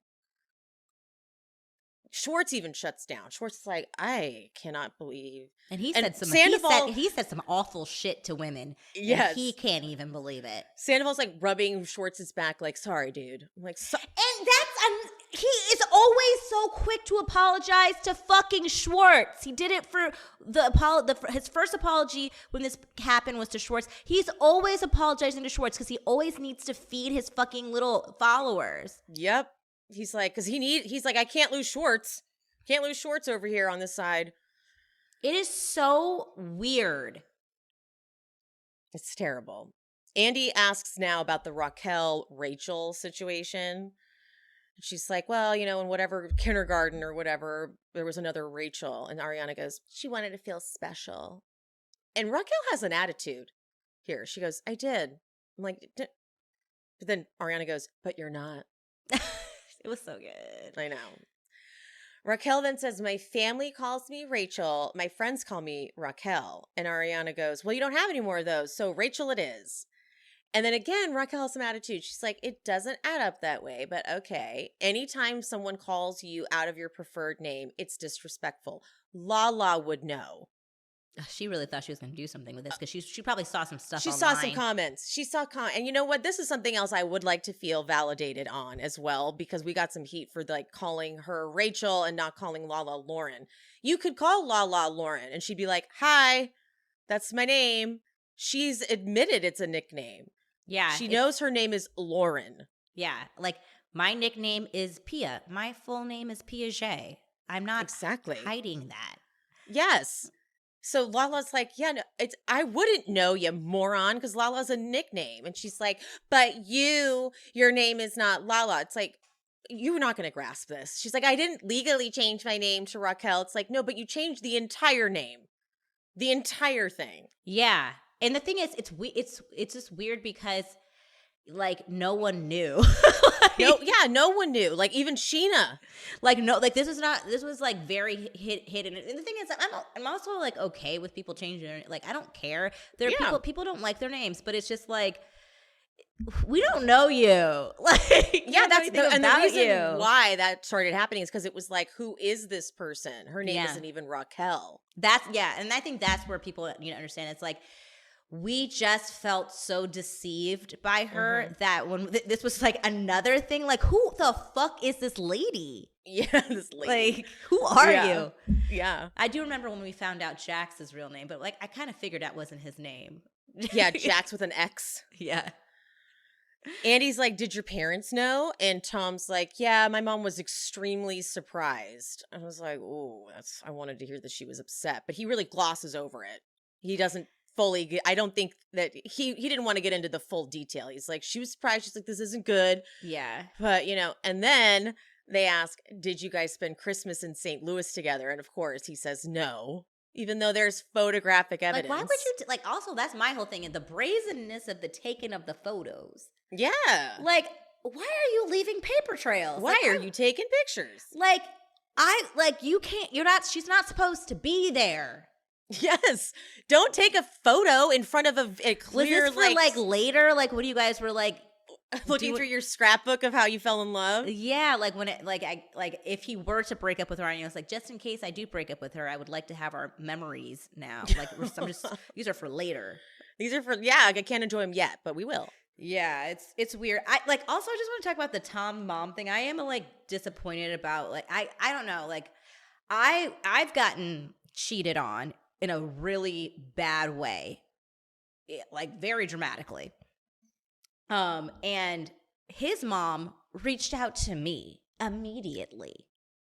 Wow. And told me, and it was so sweet because we had a really great relationship, and it was so sweet, and said, you know, my son made a terrible mistake, and he, you know what, he's gonna regret that, and you are great. And she was so kind. And the thing is, did I think that she was gonna like hate her son? No. Yeah. That's her son. Yes. He did a terrible thing, but like I'm also was a part of her life for like 4 years. Like, you know what I mean? So, and we had a good relationship, and we talked on our own and stuff like that. So it felt really good to not feel discarded by her, you know? Yep. And now here Ariana hasn't heard from them at all. And I'm wondering, and the thing is, I'm trying to reserve my judgment because I don't know how they are acting towards Tom behind the scenes. If it's just like, okay, this is so public, I don't want to get involved, but like it still feels like you privately couldn't have just reached out to Ariana. I don't know. I agree. It was really heartbreaking to hear that they had not. They've been together so long. And it's like, and it seemed like they had a good relationship. I don't know. It's odd. Very odd. Andy asks, like, where do you think this relationship's going to go after the dust settles? And James says, in a poop house. And that goes on for a little bit. Then he's like, poo-poo heads? You're both poo-poo heads.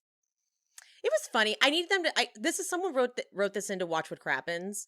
The thing about James interrupting when they are supposed to answer a question is it gives Tom a chance to think about what he's going to say, or Raquel a chance to think about what they're going to say. That's the only downfall to him having the commentary, is that they get the question, he answers, and they're like, what should I say? Like, it's better to kind of make them like rapid fire. The small clip of the poo-poo thing was funny to me, isolated, but it's in the actual that was the one time I was like, this one didn't land as well as it others landed. I didn't need this one, but yeah, exactly. You were doing great all the other times, James. Exactly. Yeah, they can't all win. They can't all be bangers. Tom says that they were both in a vulnerable situation. Ariana rightfully is like, what the fuck is he saying? How are you in a vulnerable situation? A vulnerable situation? How?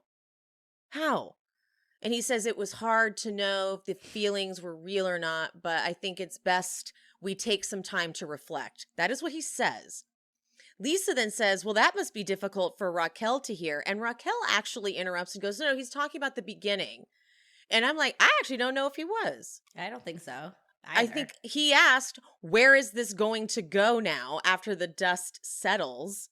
And Tom says, I think it's best we take a minute to reflect.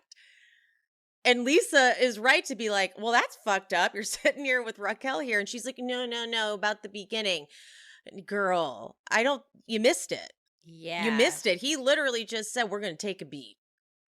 Yeah, because Tom knows how this audience is. He's like, there's no way we can be together like right now. Like, if I'm going to get any of my fans back, I have to like do kind of like hear what the fans are saying and do what they're doing. Like, she does not care about her enough to be like, love conquers all. Like, no, he's like, I need my fans. Like, and this is not working out. James and Ariana, they are like, this was all scripted. They can see what's happened. Like, they worked this out. They worked this whole thing out ahead of time. I do think that he had planned, Tom had been like, we're going to say that we're going to take a minute. But Raquel got confused because she's not the smartest. Yeah. And so she's like, we were trying to figure out if this was something that was just like exciting and superficial. Like, you're missing it. He literally just said this is happening in real time. You're confused, girl. It's embarrassing for you. Lisa then asked Schwartz what he thought. And Schwartz is like, I told him exactly what to do. You know, you need to tell her what's going on or else it's going to come out and she's going to be humiliated in the worst possible way. And Ariana reminds him, again, I am not humiliated. They are. Yeah. Schwartz is like, whatever. I was just saying, you know, it's going to go nuclear. And Ariana says, I'm glad it was nuclear because that's exactly what they deserved. It's I true. agree. I fucking true. agree. I am happy it went nuclear. Like I'm sad that, you know, I'm sure those first few weeks were just crushing for her, but like for what they did, this is the best possible outcome. Like girlfriend Ariana is about to make about $1 million between all the shit she's doing. Seriously. So like that's like okay. Yeah. That For Duracell real. commercial was amazing. The Duracell commercial was amazing. And I think, you know who directed it? Who? Nema. No way. He posted in his stories and then she reposted it. No fucking way. Because that's what he does. He does videography, shit like that, like, and makes these sorts of things. Yeah. Wow. Okay. Mm-hmm. Well, Nema, Yeah. good job, because that was Yeah. fucking great. Andy is he's like, before I let you go, Raquel, and bring Sheena back, do you think it's possible to mend fences? I was like, why are you asking her this? This is not that's not a question for her. Yeah. She's not upset with anyone. You only ask the person who's been wronged Yeah. that question. So Andy, what was this? I know. Like, no. And even Katie's like, it's not really up to her. So, and then first Raquel goes, no, not right now. And Ariana's like, the answer is not right now. It's no, forever no. And I believe her. Oh, I believe her. I understand that everyone, like, it's really hard for people that just kind of know this group, that they all sleep with each other and all this stuff. We have that history. We get that. And they become friends, even when you think that they won't. Like, Stassi and Kristen became friends again. This is so fucking different. Mm-hmm. And Ariana has never really been that girl. She was never playing, like, the games that they were playing. Like, No. she always thought they were weird as fuck for that. Yeah, she thought they were sick for that shit. So maybe Sheena could have come around, but, like, she's going to go off Ariana. Yep, totally. Raquel is like, I hate that I proved Lala right. You should. And Lala's like, I love it. I love that someone I love dearly is out of a toxic relationship and everyone sees you for who you are. But I didn't like this. Raquel under her breath was like, I'm happy she's out too. I didn't hear her say that. What? Yeah. I was on the captions. I was like, who says this? Raquel? Nope. And then Tom's like, dude, you don't love Ariana dearly. What? What? This is so him. He already did this with Sheena. He's downplaying all the relationships so that they feel it's gaslighting. It's absolutely gaslighting. Yeah. Lala says, I do love Ariana dearly, so much so that I ate her cookie in the back of your car. That's really good. Busted. Tom calls her a phony and says she's a bandwagon writer. You hate that you are the number one enemy. You hate it. You hate it. It was happening to Jax all the time, and you were more than happy to jump on that bandwagon. He was so high and mighty when it was happening to Jax. Meanwhile, you were doing the same shit. Like, you knew Jax was lying for you. And you were busting Jax. That's why I'm letting Jax revel in this a little bit. Uh-huh. I'm like, well. Yeah, because Jax knew that, yes, some of my stuff's coming out, but if I start to say all of their stuff, they're going to bring out all of my stuff. So it was like Jax had to, reel it in. Yeah. Because he's like, it could be worse, but I'm pissed because you're doing just as bad of stuff as me. Yeah. And Tom was so happy to jump on it. So happy. Yeah. Raquel's like, I want to learn to be a better friend to the people in my life. And I realize now how much my actions really do affect people. Girl, it has taken you way too long to learn that. Yeah. This is like basic shit we should have known. First grade, even earlier than that, actually. Yeah. It's like that. All right. So she leaves, but as Tom walks off, Ariana goes, go give her a little kiss. She loves those rat kisses. But then, so Tom's in the back with Raquel, and Raquel says this like, she has a little moment where she's like, it's hard to admit to everything. It's hard, everything we've done and how we've hurt people. It's really hard to accept that. And she's like starting to cry. She's like, and I'm like seeing the person I become, and this isn't who I want to be. I don't want to be that person who hurts other people. And Tom goes, I know, that really sucks. Oh, thank you, Tom. Yeah, like yeah, that really sucks. That nails it. He's like, I want us just to go back to when they had the scene in Raquel's apartment, and he's like, cheers to being in hell. She's like, I don't want to be in hell. yeah. And he's like, okay, but I kind of like that. So can we go with it? This is sort of like a thing I'm into. I'm kind of into this bit that I'm doing where we're like bad. And she's like, I don't want to be bad. I would rather not be this horrible person. She thought she really, and you know what? It took me all the way up until this part 3 to really decide. She really thought they could just be in a fucking relationship and it'd be fine. Yep. She really believed that. She really believed what he was selling her. Yeah. It doesn't make it right. I'm not excusing any of it, but like she fucking did. She really fucking did. Yeah. That was stupid. That was dumb. He's harping solely on, he's like, James and Lala, though. Like, oh, let's see how long this lasts. Ugh. He hates it. He hates that he's the guy. It's like, the irony of you being a cheater as well and letting all of them pile on Jax for all these years that's the reality of what's happening, and you're mad that this one time after you really fucked up, you got people mad at you. I know, he can't handle it. And he can't handle that now everyone's saying all the things that they've always thought about his dance moves, his mustache, yeah, like it's all his coming hair. out. We're all fucking saying it. We've all been thinking it. We're all collectively, not just that room on the internet, like, I've hated your fucking dance moves all along. Yes. Your band fucking sucks. He hates it. He's so pissed. That white nail polish feels a little posy. Like, who are you? You have no identity. Yes. You have so many identities. Yes. Jeremiah's like, okay, girl, let's get you out of here. We got to get Sheena in here. And she's like, okay, I'm going so you guys can get her in here. She kind of had a little bit of attitude. Like, okay, I'm going. It's like, yeah, you're holding up production. You could have been there the whole time had you not given a restraining order against Sheena. Okay. Which I'm so convinced, like, maybe Raquel's parents started the idea, but Tom Sandoval so clearly wanted her to do it. Oh, yes. He was like, because he was hyping her up this whole time. Yeah, she totally did that. He's like, I heard her say that she punched her. Like, he absolutely wanted her to do that. By the way, piggybacking off of that, he could have shut it down. Exactly.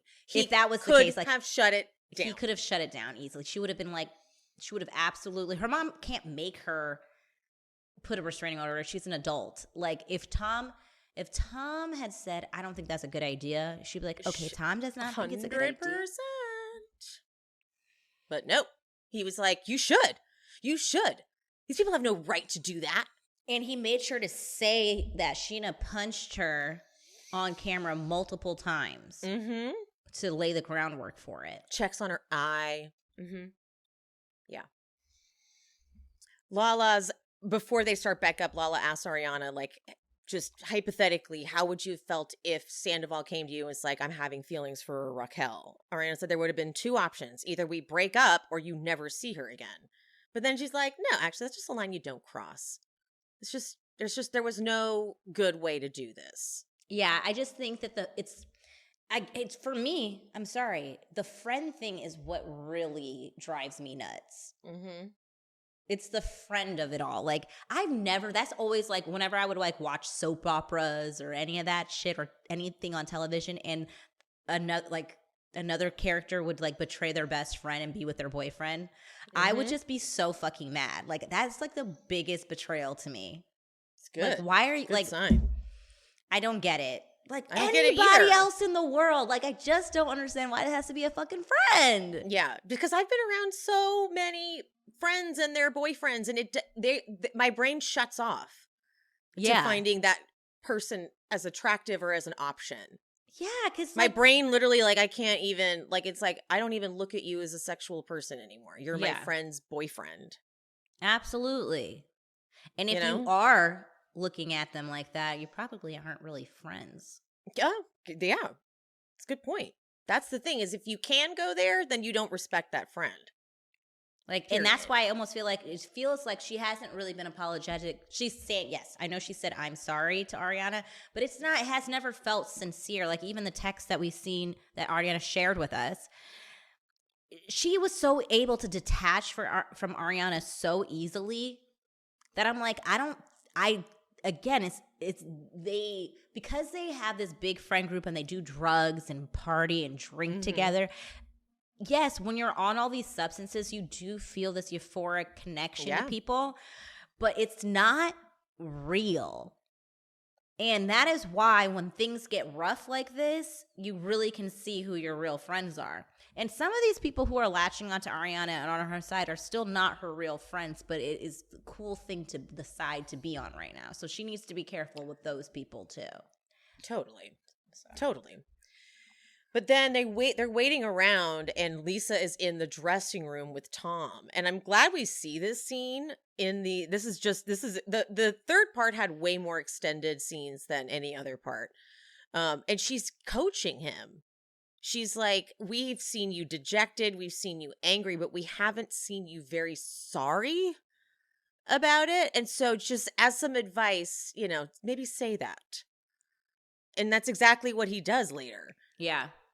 He's crying. He's like, I wish I could have a real conversation with Ariana. I don't deserve it, but I want it so bad. You fucking had your chance.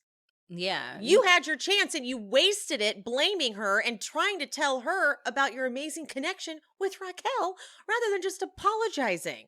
And I honestly think if he had been real and vulnerable with Ariana, even in that night when she found out, this all could have been different. 100%. Like, she might have, because the thing is, she really wanted to be in that relationship. Yeah. And I think if he was just like, even if he was just like, I don't know what I was thinking, I fucked up, and had like a real raw, she would have definitely been like, you can't see this girl ever again in your life. Like, she's out of our friendship circle. But I don't, like, it's hard to walk away from a 10-year relationship without trying to figure out a way out of this, the situation. But he immediately went to like sociopath, like cutting you off. Angry at her. I'm gonna be mad at you. This is done. Like, it was so easy for him to be like, everything is your fault. Exactly. So now you want to have a conversation with Ariana? What are you going to say? You're probably just going to do exactly what you've already done. You're probably just going to re-explain your connection with Raquel because you still don't get it. He keeps thinking whatever bullshit connection that he is saying he had with Raquel is justifying the thing that makes him exempt from his behavior. Yeah. And it's not. It's not. Okay.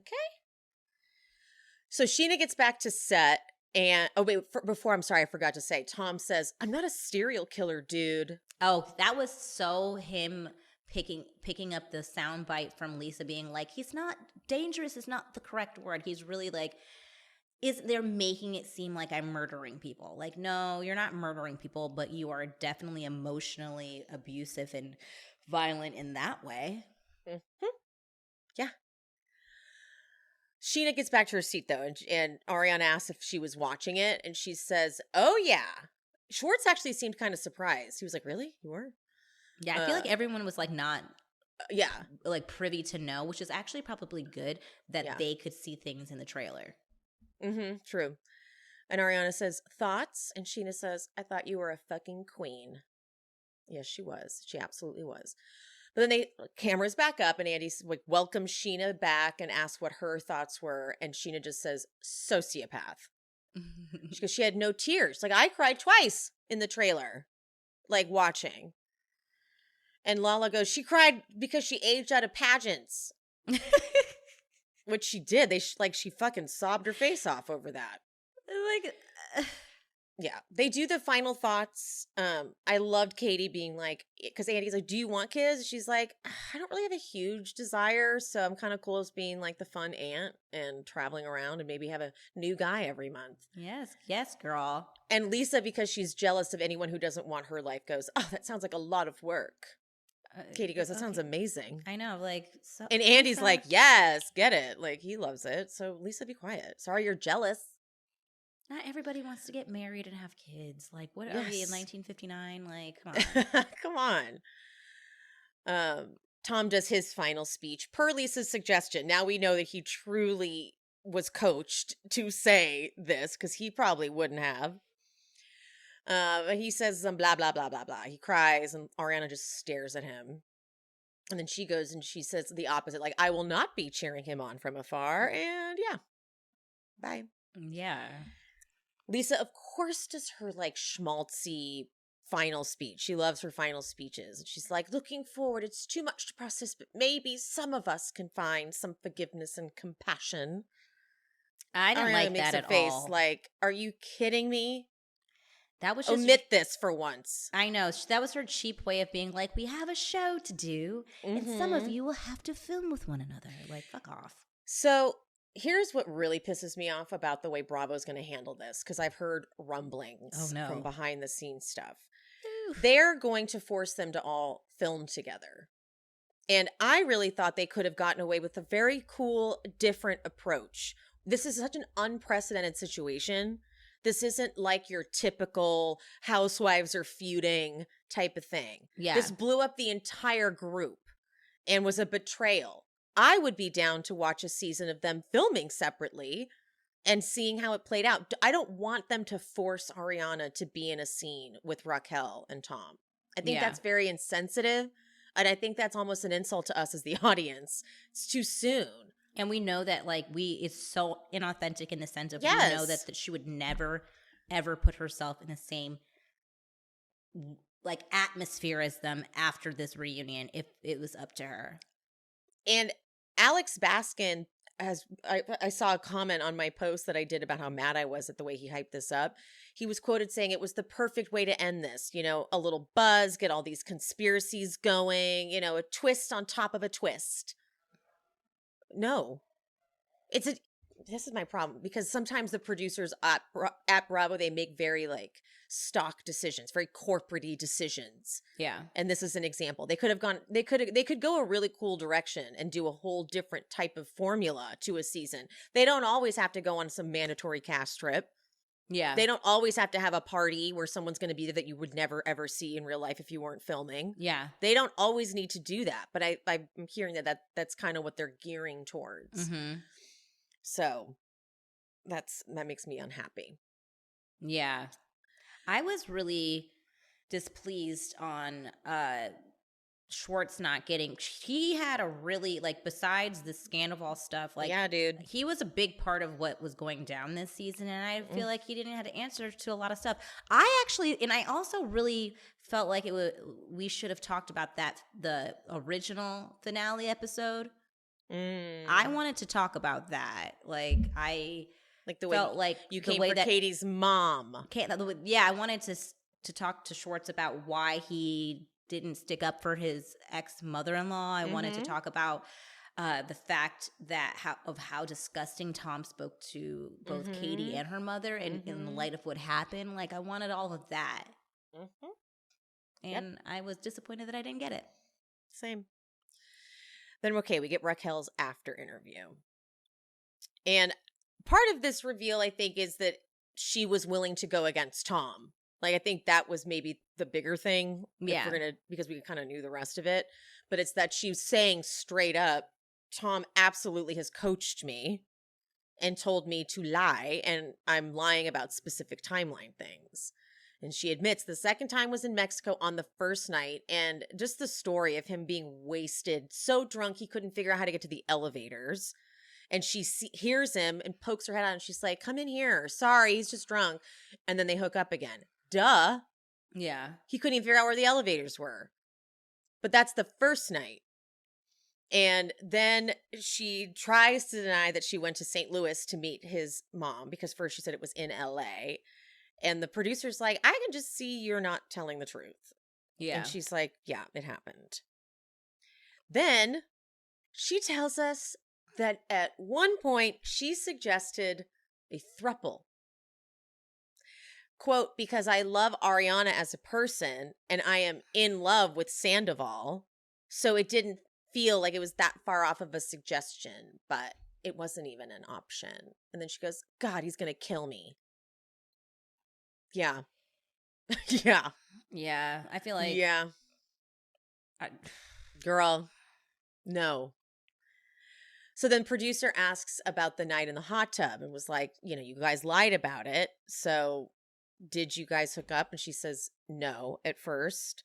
And this was the one that was the hardest for her to get out. And she says, he's asked me not to disclose all this information, especially now with me being so, this was like cult 101. Yes. Especially now with me being so isolated. I feel like Tom is my one person that I do have. And so if I betray him, then I really have nobody. I said, cult leader. Thank you. Remember that I messaged you that? I literally, I was so convinced by this confessional that I Googled the definition of a cult leader and a cult follower and in their tendencies, and he literally checks all of them. Checks all of them. Like because like I know. Yeah, we jokingly say it, but I have not been kidding. Like this is like one, like okay, she's an adult, and I'm not. Mm-hmm. This is not taking blame for her part of it, but guys, like. He is really manipulates. He had her lie that entire part 3. The entire time she was out there. And we saw in part 2 him try to have cameras down to be able to continue coaching her. Like, guys, this is like insane behavior that he is isolating her. This is like stuff that people do. This is a tactic. These are tactics. This is like formulaically. This is emotional abuse. He's like what he did to Ariana was very abusive, but what he's doing to Raquel is also in a way abusive as well. I feel like he's trying to isolate her from her family too. Mm-hmm. And yes, like her family doesn't, and I feel like her family sees this shit. And it's like, who's this guy? Yeah, yeah, like this is not. No, like it's scary behavior, and it is dangerous. That's why I think that Lala was dead on with this. Like when Raquel started crying in this part, I think it was because she was so relieved to be able to tell the truth. Mm-hmm. And why we've been so upset with her is because we haven't seen any emotion. I think the only way for her to be able to lie was to be emotionless. Because she was like reciting lines that she's been told to say. If she didn't detach and wasn't like just like in this like almost non-existent state, there was no way she was going to be able to get through all of the file cabinets of lies that Tom has given her to say. Yep. And when she is actually telling the truth, that is when we actually saw remorse. When we actually, and I'm not saying crying equals remorse. Like we saw Tom crying, and I don't believe any of that. But I felt something different when she was talking. Like she was just so fucking relieved to be able to say what the truth. Mm-hmm. And she says, this is the one story we agreed on getting straight. And she says, I know that the reason why Tom wanted to lie is because it's a really bad look to hook up with someone's boyfriend in their own house while they're out of town, especially for a funeral of all things. And yeah, it is a bad look. Thankfully, we already knew, so this wasn't a huge shocker. We already figured it out because we figured out if you lied about that, then you probably were fucking. Yeah. But then she starts crying and says, I don't know if this is just fucking killed my soul. I'm so sick of lying. I hate it. I hate being deceitful. It's so horrible. And it did paint a picture. Yeah, it painted a picture of what he's been doing this entire time. Yeah. And I mean, this is not me picking her off the hook for any of it, but it gives me a clearer picture of the manipulation that has been happening. Same. Yeah, and he's done it with all of his relationships. It painted a deep picture. Yeah. And even when she was describing, like, I know it's not a good look, I was like, he told her that. Oh, yeah. To keep her quiet. It's not a good look. Good look for you. Mm-hmm. You not are going to be you. like, this is going to make you look bad. It's that I'm protecting you. Like, we have to lie because I can take it. I'm the bad guy. But you're like, if we admit it, they're going to call you a whore. Mm-hmm. They're going to call you all the things. Like her grandmother died. Like, this is not going to be good for you. Mm-hmm. On Watch What Happens Live, they asked Lala and Tamra if they think that Tom and Raquel will survive this big confession, and they both said no. I feel like I feel in my heart that she had to that she ended up telling Tom. Like, I told him everything. I think that he already knew that. And since he's like still singing songs with her name in them, I have no idea where he stands on it. It just, she's genuinely been in a mental health facility, and he's done this like repeatedly at every concert.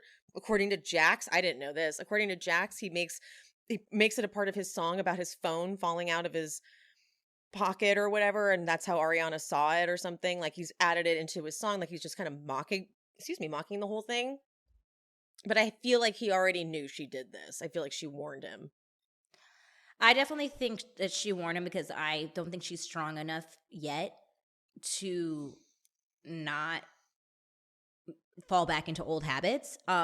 Even with like sending postcards, I think he told her, and that gave him the perfect excuse to be like, and I think we should take a pause. Like, I feel like he is gonna like he'll give her little, dollops of love here and there. Like, I know he got caught talking to her on the phone on the plane, but it's like I feel like he's just keeping her in his back pocket. But I think this probably gave him the excuse to be like, see, we have to take a break. Like, we need to reevaluate. You go get better. And he's able to kind of openly cheat on her now. Mm-hmm.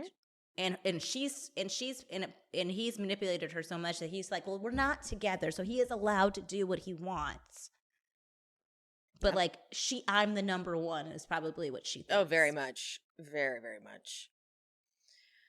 So yeah, it was a very dark, somber ending, because it just kind of painted a darker picture of what has been happening behind the scenes, and it validated our theories. It's just like, God, he really has been coaching her and forcing her to lie, and it just makes Tom even more of the bad guy. We didn't need more reasons to think he was the bad guy, but it just kind of nail in the coffin. Yeah, and know people still go to his concerts, loving him. I know, it's so like, ugh, I hate it. Mm-hmm. Stop going to his concerts, guys. This is what feeds the monster. Exactly. But I still think that this has been happening since maybe Rochella.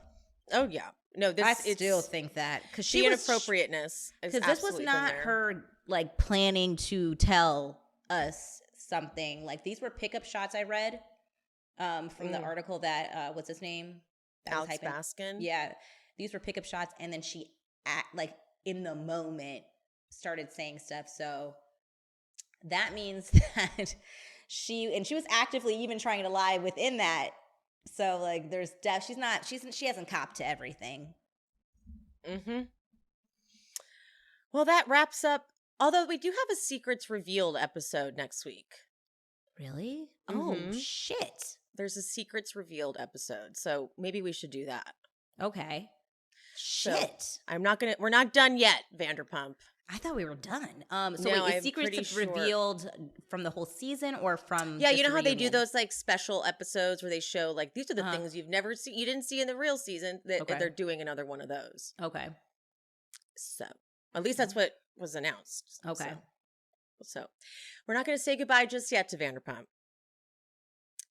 But yeah, thank you guys for listening, and we will see you next week. Okay. Love you, mean it. Bye. Bye. That was a weird bye that I said. I hope you guys enjoyed the show. If you did, would you mind leaving me a 5-star rating and review on whatever platform you are listening?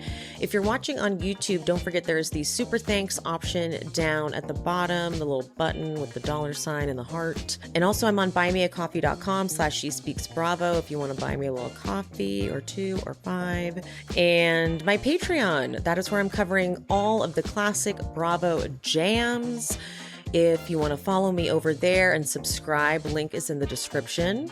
And follow me on Instagram and TikTok at She Speaks Bravo. And whoever the guest was for today, all their information is always in the episode description. So if you want to follow them and check them out, check there for the info. And any of the sponsor codes that I mentioned in this episode will also be in the description. I love you guys. Thank you so much. I appreciate you. And I'll see you next time. Bye.